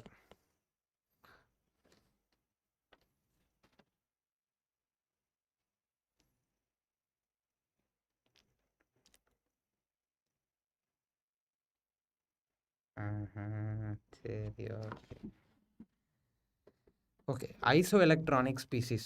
Isoelectronic species na the species which contain same number of electrons are called isoelectronic species. Okay, இப்போ isoelectronic speciesல if it contain higher effective nuclear charge அதிகமாக இருந்துச்சுன்னா புல் அதிகமாகும். So அதால் electrons இன்னும் ஸ்ட்ராங்காக புல் ஆகிறனால radius கம்மியாகும்.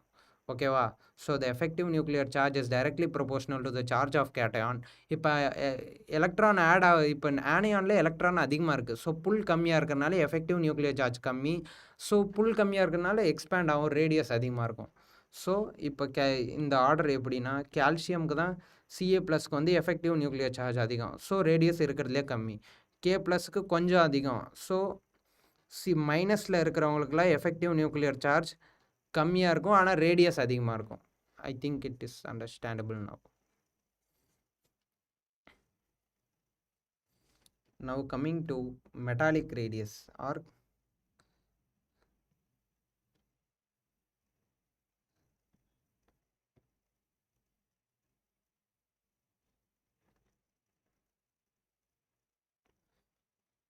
C, metallic radius. It is average distance between two metal atoms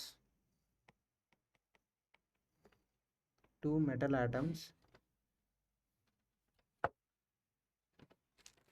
It is the average distance between two metal atom nucleus in a crystal. இப்போ ஒரு இது என்னப்பா மெட்டல் கிறிஸ்டல் இருக்கு. The metal crystal contain metal atoms which are arranged in certain specific order. So இப்போ suppose take a metal atom A and இன்னொரு metal atom A. இந்த மாதிரி நிறைய metal atom ஒரு அரேஞ்ச் ஆயிருக்கு. இந்த அரேஞ்ச்மெண்ட்டில் ரெண்டு மெட்டல் ஆட்டம் ரெண்டு மெட்டல் ஆட்டம் நியூக்ளியஸ்க்கு இடையில இருக்கிற டிஸ்டன்ஸோட பாதி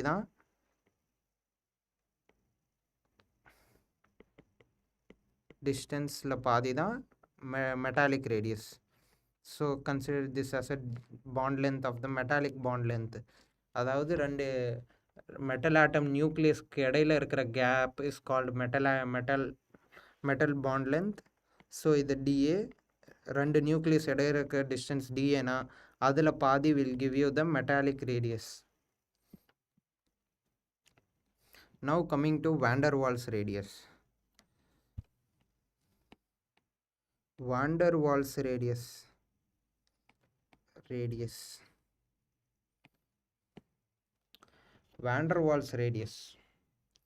I'll just explain. Van der Waals radius exists between two covalent compounds. Like chlorine gas irka, take a chlorine molecule, idu or chlorine molecule and idu or chlorine molecule. So the atomic radius enna, idoda bond length irukla adoda paadi inda point ah. So idoda bond length oda paadi தான் atomic radius ah. So ரெண்டு atomic radius க்கு இடையில இருக்கிற distance இது ஒரு டிஸ்டன்ஸ்ன்னு வச்சுக்க dx. இந்த dxோட பாதி தான் daxோட பாதி தான் van der Waals radius. So chlorine molecule இருக்குல்ல, குளோரின் மாலிக்யூல் அதோட ஹாஃப் தான் ரேடியஸ் ஆஃப் குளோரின் ஆட்டம். அதை நம்ம முந்தின ஸ்லைட் ஸ்டார்டிங்லேயே பார்த்தோம். குளோரின் மாலிக்யூல் இருக்குது, அந்த பாண்ட் லென்த்துக்கு பாதி தான் குளோரின் ஆட்டமோட ரேடியஸு. ஸோ இப்போ ரெண்டு குளோரின் மாலிக்யூலுக்கு இடையில இருக்கிற கேப் இருக்கிற டிஸ்டன்ஸ் தான் டிஏஎக்ஸு, அதோட பாதி தான் வாண்டர் வால்ஸ் ரேடியஸ். ஸோ இது வித்தின் மாலிக்யூல் இல்லை, ரெண்டு டிஃப்ரெண்ட் மாலிக்யூலுக்கு இடையில இருக்கிற கேப்போட ஆவரேஜ். ஓகேவா? So this is van der Waals radius. So one relation, van der Waals radius is equal to 2 into covalent radius. Van der Waals radius is 2 into covalent radius. Okay, and Van der Waals radius is greater than metallic radius and is greater than covalent radius. இருக்கிறதுலே சின்னது வந்து covalent radius because the covalent bond is strong bond. Okay,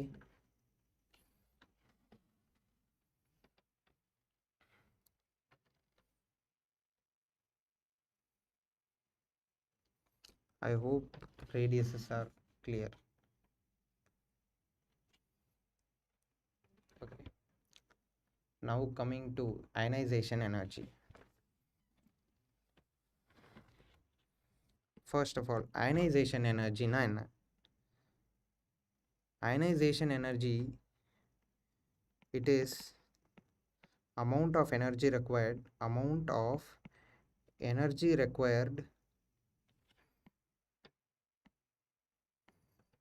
to release one electron from its outermost orbit of isolated gaseous atom.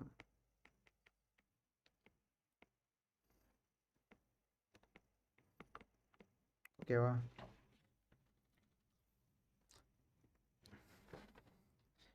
ionization energy is energy required to release an electron from its outermost orbit of an இப்போ ஒரு ஆட்டம் இருக்குது, அதோட outer most ஆர்பிட்டில் ஒரு electron இருக்கும் பார்த்தியா, அந்த outer most எலக்ட்ரானை remove பண்ண நமக்கு எவ்வளோ எனர்ஜி நம்ம சப்ளை பண்ணுமோ அதுதான் அயனைசேஷன் எனர்ஜி. ஸோ உதாரணத்துக்கு ஒரு மெட்டல் ஆட்டம் கேஷியஸ் ஸ்டேட்டில் தான் ரிமூவ் பண்ணணும் கேஸ்.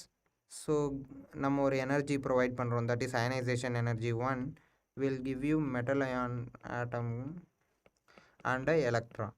ஓகேவா? இப்போ எலக்ட்ரானை ரிமூவ் பண்ணுறதுக்கு தட் இஸ் அயனைசேஷன் எனர்ஜி 1. இப்போ ஏற்கனவே ஒரு எலக்ட்ரான் ரிமூவ் ஆயிருக்கு M+. இப்போ இதில் இன்னொரு எலக்ட்ரான் ரிமூவ் பண்ணோன்னா நம்ம செகண்ட் அயனைசேஷன் அந்த எலக்ட்ரான் அந்த எலமெண்ட்டோட செகண்ட் அயனைசேஷன் எனர்ஜி IE2னா, இஃப் யூ கிவ் IE2 அதில் இன்னொரு எலக்ட்ரானை நம்ம எடுக்கலாம். எப்பவுமே ஒரு ஆட்டமுக்கு most commonly IE2 is greater than IE1. But stability of electronic configuration அதெல்லாம் சேர்ந்து IE2 is always greater than IE1.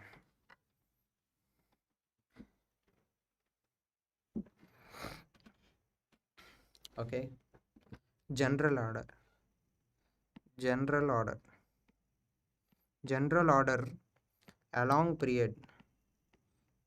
period ionization energy increase ஆகும். along group ionization energy கம்மியாகும். ஏன்னா ரேடியஸ் அதிகமாகிட்டே இருக்குது, ரேடியஸ் சைஸ் அதிகமாகிட்டே இருந்தால் நியூக்ளியஸ்லேருந்து அவுட்டர் மோஸ்ட் எலக்ட்ரானோட டிஸ்டன்ஸ் அதிகமாகுது, அதால் எலக்ட்ரான் வந்து ஈஸியாக ரிமூவ் பண்ணலாம் நம்ம. அதே இப்போது ரேடியஸ் சின்னசாச்சுன்னா அவுட்டர் மோஸ்ட் எலக்ட்ரான் வந்து கிட்டே இருக்கும், ஸோ புல் அதிகமாக இருக்கும், நம்ம எனர்ஜி வந்து அதிக சப்ளை பண்ணும். So along the period ionisation energy increases, along the group ionisation energy decreases. But it depends on configuration, electronic configuration. Ionization energy is high for element with half filled and fully filled orbitals.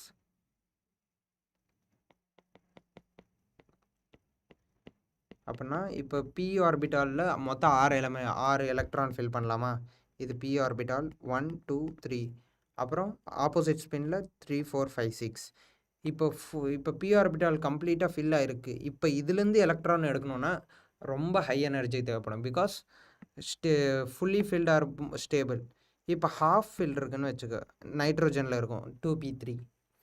So half ஃபில்லேருந்தும் இந்த p ஆர்பிட்டால்லேருந்து எடுக்கணுன்னாலும் it's takes huge amount of energy. So half fill and completely filled ஆர்பிட்டால்லேருந்து நம்ம எலக்ட்ரான்ஸை remove பண்ணோன்னா it requires high energy. So now take an example. இப்போ ஒரு பீரியட் வைஸ் பார்ப்போம். Beryllium, boron, carbon, nitrogen, oxygen, fluorine, neon. So first of all இது எல்லாம் ஒரே பீரியடில் இருக்குது, செகண்ட் பீரியடில். ஸோ ரைட்லேருந்து லெஃப்ட் போகும்போது இன்க்ரீஸ் ஆகும். ஸோ நியானுக்கு மேக்ஸிமம், ஏன்னா இது ஃபுல்லி ஃபில்டு ஸ்டேபிள் ஆர்பிட்டால் இருக்குது, அதுவும் இல்லாமல் பீரியடோட ரைட் எண்டில் இருக்குது, ஸோ அதுக்கு அதிகம். இப்போ ஜென்ரலாக நம்ம என்ன வரும், நியானுக்கு முன்னாடி ஃப்ளோரின் வரும், அடுத்து.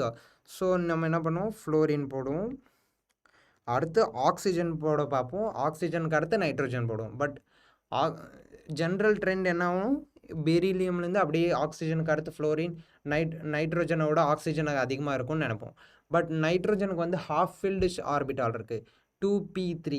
ஹாஃப் ஃபில்டுலேருந்து நம்ம எலக்ட்ரான் எடுக்கும்போதுனா எனர்ஜி கொஞ்சம் எக்ஸ்ட்ரா அதிக தேவைப்படும் ஆக்சிஜனோட. அப்போ நைட்ரோஜனுக்கு அதிகம், அதுக்கு அடுத்து தான் ஆக்சிஜன், அதுக்கு அடுத்து கார்பன். இப்போ பெரிலியமுக்கு போரானுக்கு பார்த்தேன். போரானோடது 2p1, பெரிலியம் வந்து 2s2.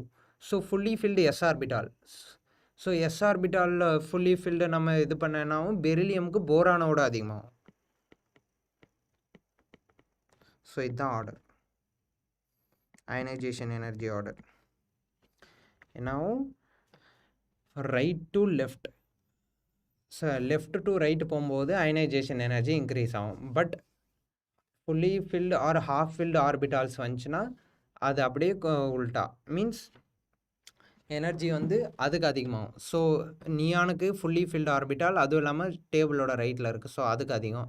அடுத்து ஃப்ளோரின். இது ஆக்சிஜனுக்கு நைட்ரோஜன் கம்பேர் பண்ணும்போது நைட்ரோஜன் வந்து டுவர்ட்ஸ் த லெஃப்ட் இருக்குது. ஆனால் ஃபுல்லி ஹாஃப் ஃபில் இருக்கிறனால ஆக்சிஜனோட அதிக எனர்ஜி தேவை. So nitrogen, oxygen, carbon. இப்போ போரானுக்கு தான் அதிகமாக இருக்கணும் ட்ரெண்ட் படி. பட் பெரிலியமுக்கு வந்து ஃபுல்லி ஃபில்டு எஸ் ஆர்பிட்டால் இருக்கிறனால எனர்ஜி அதிகமாக தேவைப்படும். ஸோ அதனால பெரிலியம் அதுக்கு அடுத்து தான் போரான். ஓகே, இப்போ அலாங் தி இது வந்து காமன் தான். Lithium is down the group இங்கே கம்மியாகும். Lithium is greater than sodium, is greater than potassium, is greater than potassium, rubidium, caesium along the group. Along the group வந்து trend is same, no change. So factor affecting ionization energy. First and foremost one, ionization energy is directly proportional to the effective nuclear charge, Z effective, which is directly proportional to the positive charge,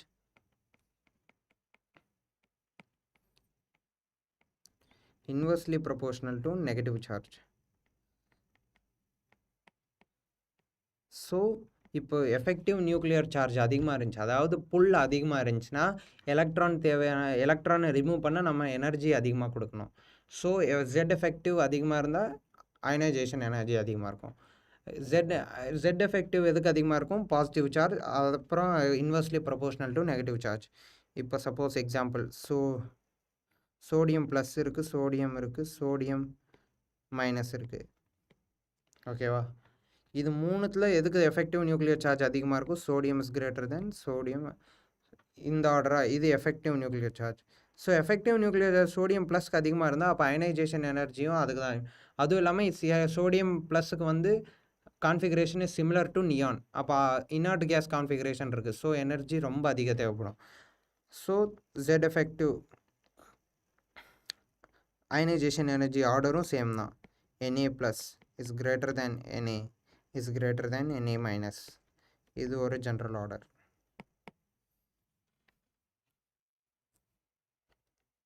I hope it is clear.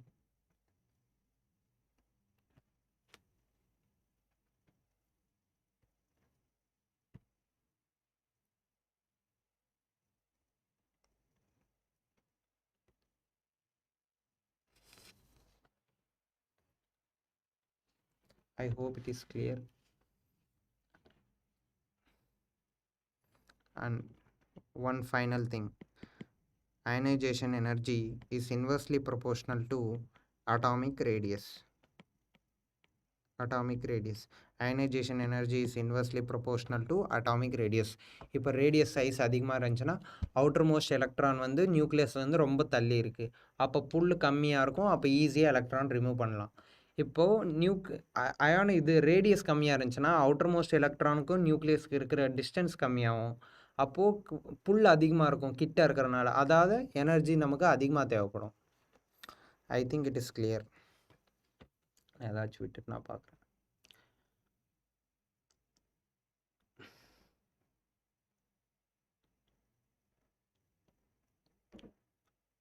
So some applications.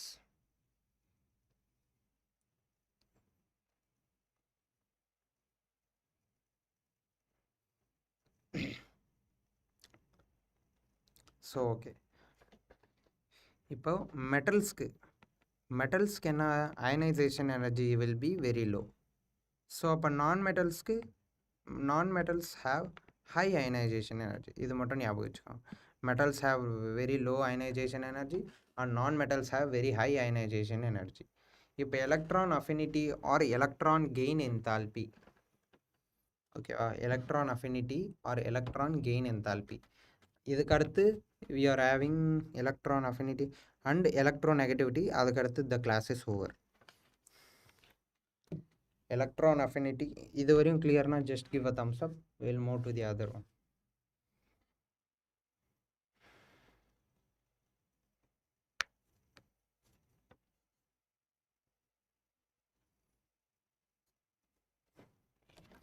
Is it clear?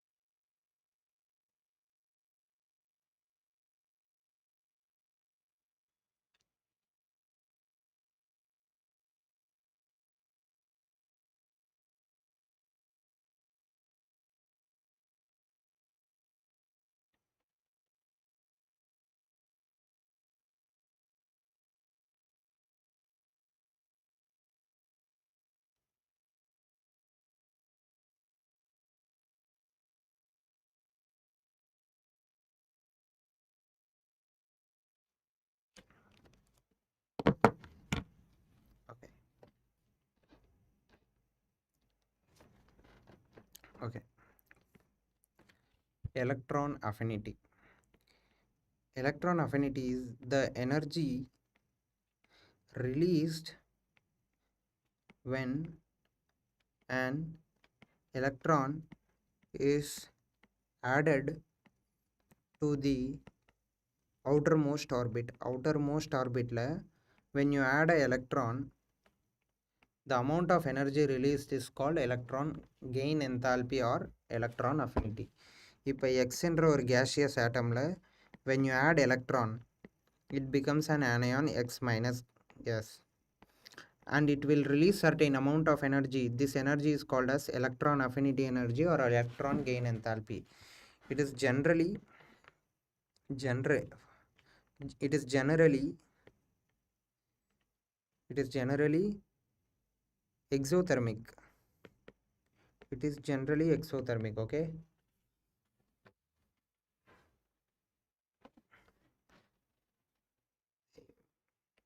அதாவது first electron affinity, அதாவது EA1 is electron exothermic. When you add a first electron, energy will be released. Okay. And another important point, இப்போ X minus இருக்கு, இதில் நீ இன்னொரு electron add பண்ணுற, ஓகேவா? X minus இருக்குது, இப்போ இதில் இன்னொரு எலக்ட்ரான் ஆட் பண்ணுற, it becomes X minus two gaseous atom and electron affinity 2. ஓகேவா? ஸோ ஃபஸ்ட்டு ஒரு எலக்ட்ரான் ஆட் பண்ணும்போது the energy release is electron affinity 1. Second electron add பண்ணும்போது it becomes electron affinity 2. So electron affinity 1 is exothermic. அதுக்கப்புறம் வர electron affinity 2 and others are endothermic. ஏன் endothermic? நம்ம energy provide பண்ணணும். ஏன் provide பண்ணோன்னா, ஒரு எலக்ட்ரான் ஆட் பண்ணதுக்கப்புறம் செகண்ட் எலக்ட்ரான் ஆட் பண்ணும்போது நெகட்டிவ் சார்ஜ் ரிப்பல்ஷன்ஸ் அதிகமாக இருக்கும். ரிப்பல்ஷன்ஸ் அதிகமாக இருக்கிறனால so you have to supply energy. So first electron affinity மட்டும்தான் நெகட்டிவ், பாசிட்டிவ் சார்ஜ் எக்ஸோதெர்மிக், மீதி எல்லாம் எண்டோதெர்மிக். ஓகேவா? First factors affecting factors affecting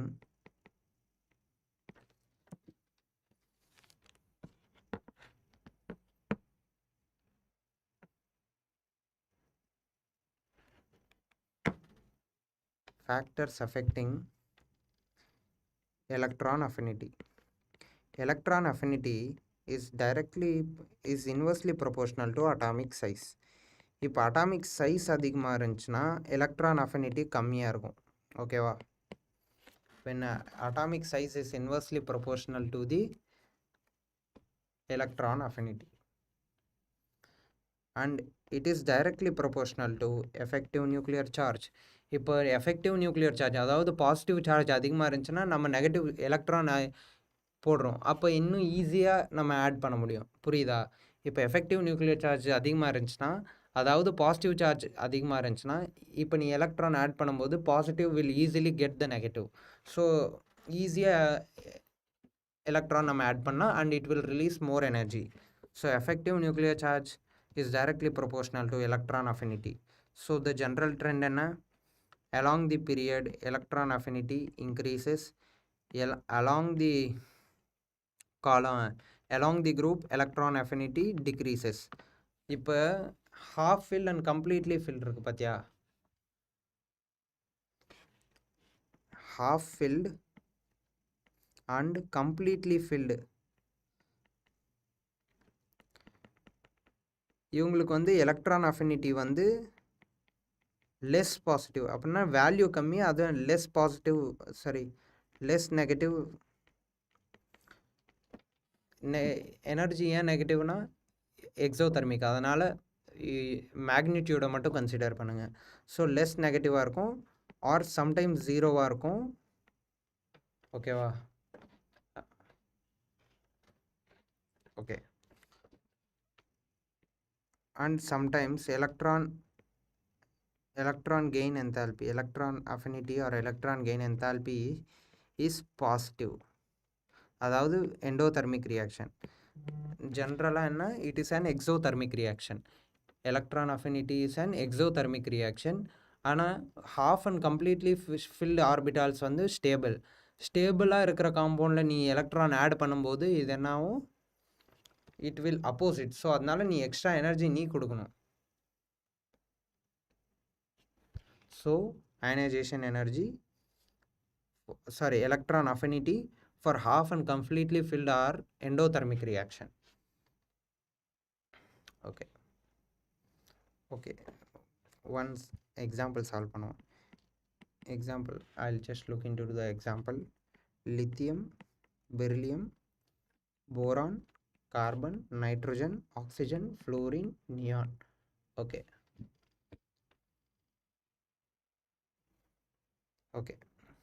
First, electron affinity na energy released. நியானுக்கு, நைட்ரோஜனுக்கு, beryllium they are half and completely filled. அப்போ அதுக்கு positive. அப்போ electron affinity வந்து அதுக்கு கம்மியாக இருக்குன்னு அர்த்தம். டோன்ட் கன்சிடர் த வேல்யூ, ஏன்னா எலக்ட்ரான் அஃபினிட்டினா எனர்ஜி ரிலீஸ்டு. ஸோ முதல்ல எனர்ஜி எக்ஸோதெர்மிக்கை கன்சிடர் பண்ணோம். அப்போ முதல்ல எதுக்கு அதிகமாக இருக்கும், along left to right increase ஆகும்னு சொன்னேன். அப்போ முதல்ல ஃப்ளோரினுக்கு அதிகமாக இருக்கும், அடுத்து ஆக்சிஜனுக்கு அதிகமாக இருக்கும், அடுத்து கார்பனுக்கு, அடுத்து போரானுக்கு. இப்போ நெடுவில் இருக்கிற இந்த beryllium, nitrogen, neon completely filled inert, அதனால் அதுக்கு இருக்கிறதுலே லீஸ்ட்டு. இப்போ நைட்ரோஜனுக்கு பெரிலியம்க்கு இடையில பார்த்தானா எதுக்கு அதிகமாக இருக்கும், beryllium is completely filled s orbital. So அப்போ பெரிலியம்க்கு கம்மியாக இருக்கும், அடுத்து தான் நைட்ரோஜன். இப்போ இந்த நைட்ரோஜன், பெரிலியம், நியானுக்கு வந்து எண்டோதெர்மிக், கடைசி மூணுக்கு எண்டோதெர்மிக், மீதி எல்லாத்துக்கும் எக்ஸோதெர்மிக்.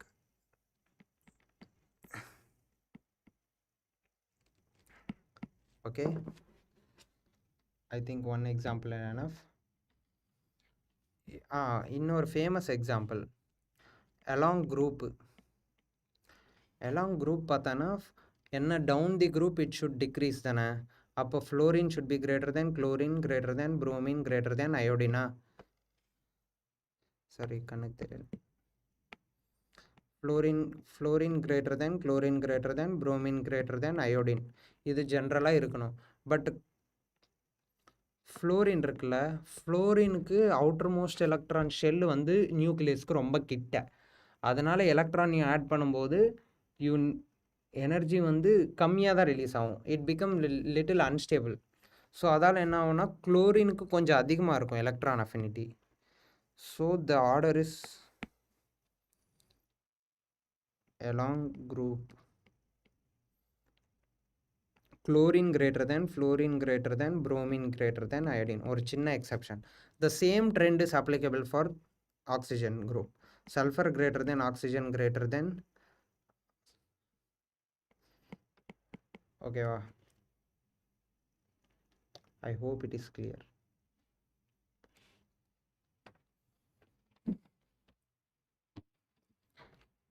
ஸோ ஃபஸ்ட் எலிமெண்ட்டை விட செகண்ட் எலிமெண்ட்டுக்கு அதிகமாக இருக்குது.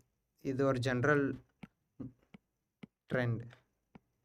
ஃப்ளோரினுக்கு ஏன் நைட்ரஜனோட கம்மி? ஏன்னா அவுட்டர் மோஸ்ட் எலக்ட்ரானில் நீ எலக்ட்ரான் ஆட் பண்ணும்போது ஃப்ளோரினோட அவுட்டர் மோஸ்ட் எலக்ட்ரான் வந்து காம்பேக்டாக இருக்குது, ரொம்ப சின்னஸாக இருக்குது. ஸோ எலக்ட்ரானுக்கு இடையில இருக்கிற ரிப்பல்ஷன்ஸ் அதிகமாகிறனால என்னாகும், இட் பிகம் அன்ஸ்டேபிள். அதனால electron affinity becomes less.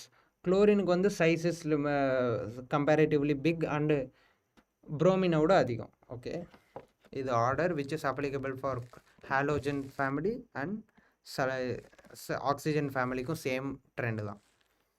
Okay, electronegativity.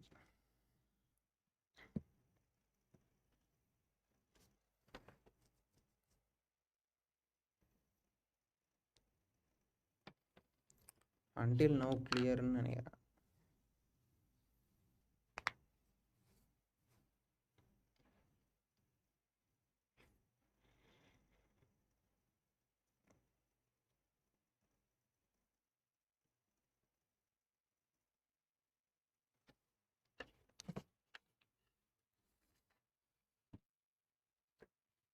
So electronegativity,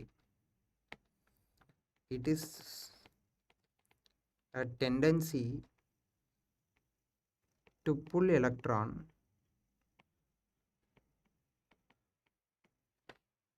of element in a molecule. It is a tendency of an element to pull an electron in a molecule.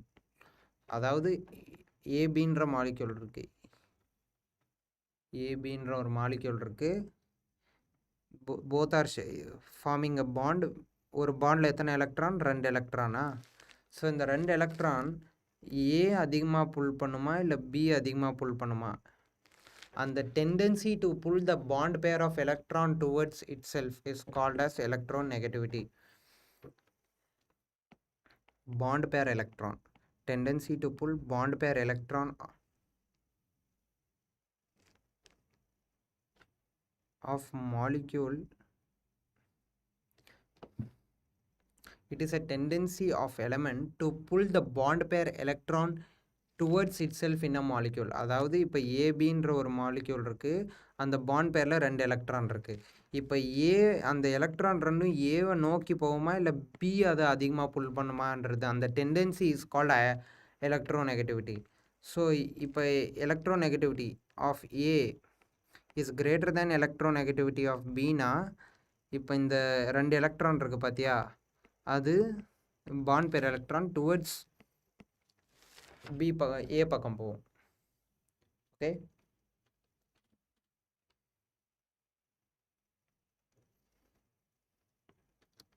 Okay.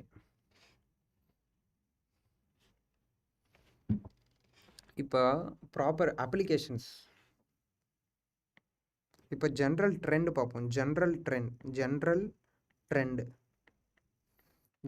Trend என்ன? அதாவது along period electronegativity increases, but zero group element இது consider பண்ணக்கூடாது, ஏன்னா they neither gain electron nor release electron. இப்போ along group என்னாவும் electronegativity degrees ஆகும். ஏன்?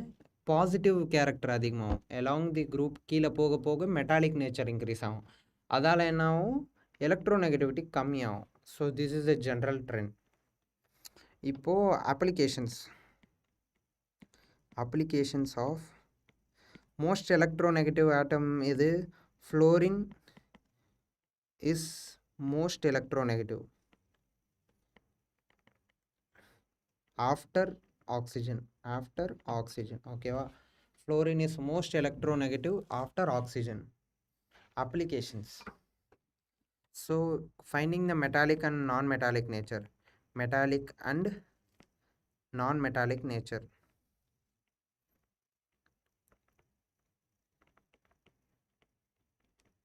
So metals can now metals can the electronegativity is very less. If non-metals can now electronegativity is very high. So for a electronegativity, metals have very low electronegativity and non-metals have very high electronegativity. Okay. Now coming to another with bond energy. So இப்போ ஏபின்ற ஒரு molecule இருக்குது. இப்போ ஏக்கும் பிக்கும் இடையில இருக்கிற electronegativity difference, that is delta electronegativity difference. இப்போ இந்த டிஃப்ரென்ஸ் இந்த எலக்ட்ரோநெகட்டிவிட்டி அதிகமாக இருந்துச்சுன்னா பாண்ட் எனர்ஜி அதிகமாக இருக்கும். அதாவது மீன்ஸ் இப்போ டிஃப்ரென்ஸ் இந்த எலக்ட்ரோநெகட்டிவிட்டி அதிகமாக இருந்துச்சுன்னா பாண்ட் எனர்ஜி அதிகமாக இருக்கும். அப்போ ஸ்டெபிலிட்டி அதிகமாக இருக்கும். பாண்ட் எனர்ஜி அதிகமாக இருந்தால் ஸ்டெபிலிட்டி அதிகமாக இருக்கும். பாண்ட் எனர்ஜி அதிகமாக இருந்தால் அந்த பாண்டை உடைக்கிறதுக்கு அதிக எனர்ஜி தேவை. அப்போ அதிக எனர்ஜி தேவைப்படுதுன்னா அந்த பாண்டு ரொம்ப ஸ்டேபிள்னு அர்த்தம். Okay, now coming to another one, acidic and basic nature of oxide.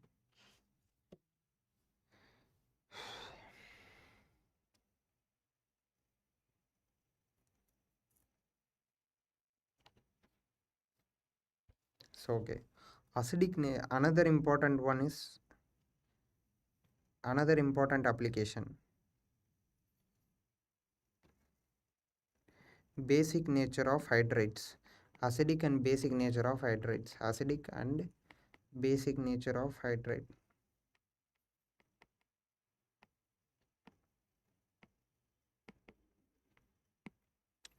Acidic and basic nature of hydrates. Consider hydrates of halogens HCl, HF, HBr, HI. ஓகேவா? இப்போ எலக்ட்ரோநெகட்டிவ் டிஃப்ரென்ஸ், இப்போ ஹைட்ரஜனுக்கு ஹாலோஜன் ஹெச் அப்புறம் X வந்து என்ன halogen F, C L, B R, H I. இப்போது electronegative difference of hydrogen அப்புறம் halogen, இந்த டிஃப்ரென்ஸ் டெல்டா எலக்ட்ரோநெகட்டிவிட்டி. இப்போ இந்த எலக்ட்ரோநெகட்டிவிட்டி டிஃப்ரென்ஸ் அதிகமாக இருந்துச்சுன்னா அசிடிக் நேச்சர் அதிகமாக, அந்த ஆலைட்ஸோட அசிடிக் நேச்சர் அதிகமாக இருக்குது. ஓகே, இதில் இருக்கிறதே ஃப்ளோரின் தான் அதிகம், அடுத்து chlorine, bromine. Along the group decreases. So acidic nature என்ன decreases. Okay, and another further more important one, nature of oxide. Nature of oxides, sorry, hydroxides.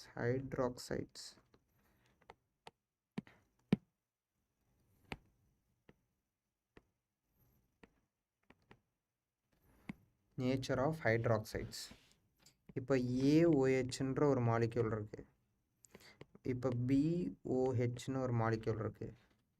இப்போ electronegativity of A is more than 1.7னா இப்போ ஏவோட electronegativity 1.7 விட அதிகமாக இருந்துச்சுன்னா OH பாண்டை தான் பிரேக் ஆகுமா. ஓகேவா? இப்போ electronegativity of A is greater than or equal to 1.7னா ஓஹெச் பாண்டை தான் பிரேக் ஆகுமா. அப்போ இட் இஸ் அசிடிக். ஓகேவா? Then the hydride is acidic hydroxide. இப்போ electronegativity of B is less than 1.7னா பிஓ பாண்டை தான் பிரேக் ஆகுமா. அப்போது பேசிக் நேச்சர், அப்போ அந்த ஹைட்ரைட் என்ன பேசிக் நேச்சர் ஹைட்ராக்சைடு ஆகிடும். ஸோ நேச்சர் ஆஃப் ஹைட்ராக்சைடு, இப்போ ஏன்னு ஒரு எலமெண்ட் இருக்குது, அந்த மாலிக்யூலில் ஏ ஒரு எலமெண்ட், அந்த எலமெண்ட்டில் ஏவோட எலக்ட்ரோநெகட்டிவிட்டி 1.7 விட அதிகமாக இருந்துச்சுன்னா இந்த ஓஹெச் பாண்டை தான் பிரேக் ஆகும். அது பிரேக் ஆகும்போது என்ன அசிடிக் நேச்சர். இப்போது பிஓஹெச்ன்ற ஒரு மாலிக்யூலில் பியோட எலக்ட்ரோநெகட்டிவிட்டி 1.7 கம்மியாக இருந்துச்சுன்னா பிஓ பாண்டை தான் பிரேக் ஆகும். அப்போ ஓஹெச் ரிலீஸ் ஆகும். அப்போ அது பேசிக் நேச்சர். ஓகேவா? ஐ think it is clear now. Okay, and final and most important one, nature of oxides.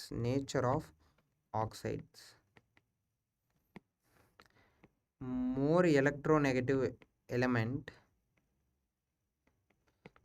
more is the acidic nature.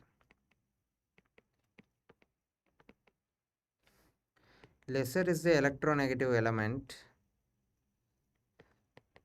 basic nature. So electronegative இப்போ electronegativity ஆக்சிஜனோட ஒரு ஆக்சைடு ஃபார்ம் ஆகும். அந்த ஆக்சைடு இப்போ அந்த சென்ட்ரல் ஆட்டம் எலக்ட்ரோநெகட்டிவிட்டி அதுக்கு அதிகமாக இருந்துச்சுன்னா அந்த ஆக்சைடு வந்து அசிடிக் நேச்சராக இருக்கும்.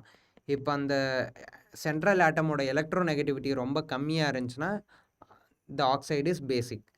இப்போ இன்டர்மீடியேட்டாக சில ஆக்சைடு இருக்குது, like germanium oxide, tin oxide, lead oxide, இதெல்லாம் amphoteric and aluminum oxide. These are amphoteric nature, அதாவது they react with both acid as well as base. Amphoteric nature. Okay, so acidic nature of oxide is directly proportional to the electronegativity of the central atom. If the electronegativity of the central atom of the oxide is high, the acidic nature is high. If electronegativity of central atom is low, அப்போ கம்மியாக இருந்துச்சுன்னா then the oxide is basic nature. ஓகேவா? Like first year group எலமெண்ட்டோட electronegative என்ன ரொம்ப கம்மியாக இருக்குது, அப்போ அதோட ஆக்சைட்ஸ்லாம் பேசிக் இன் நேச்சர். ஓகேவா?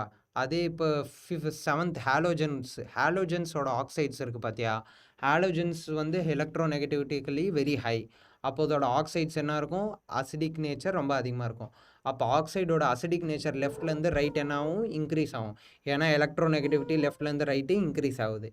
இப்போ டவுன் தி குரூப் என்ன ஆகும், டவுன் தி குரூப்பு எலக்ட்ரோநெகட்டிவிட்டி கம்மியாகும். அப்போது பேசிக் நேச்சர் டவுன் தி குரூப் அதிகமாகுது. ஓகேவா? இப்போ ஒரு எக்ஸாம்பிள் எடுத்துக்கோ. Na2O, K2O,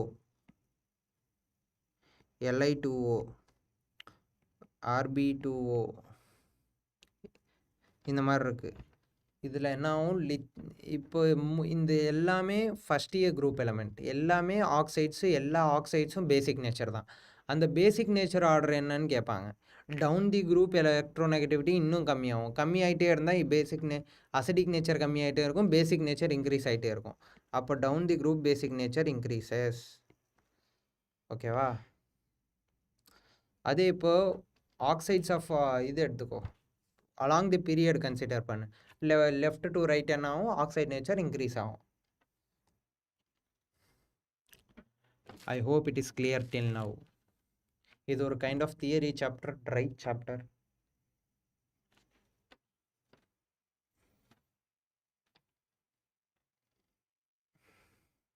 I think until now it must be clear.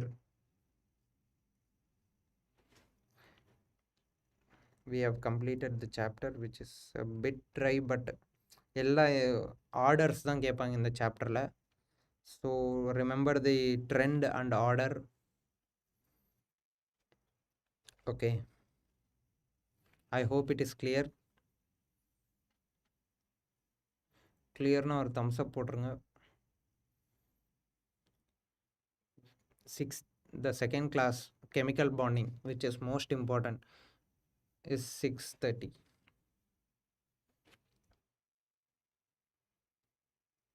Or we'll try to start it soon.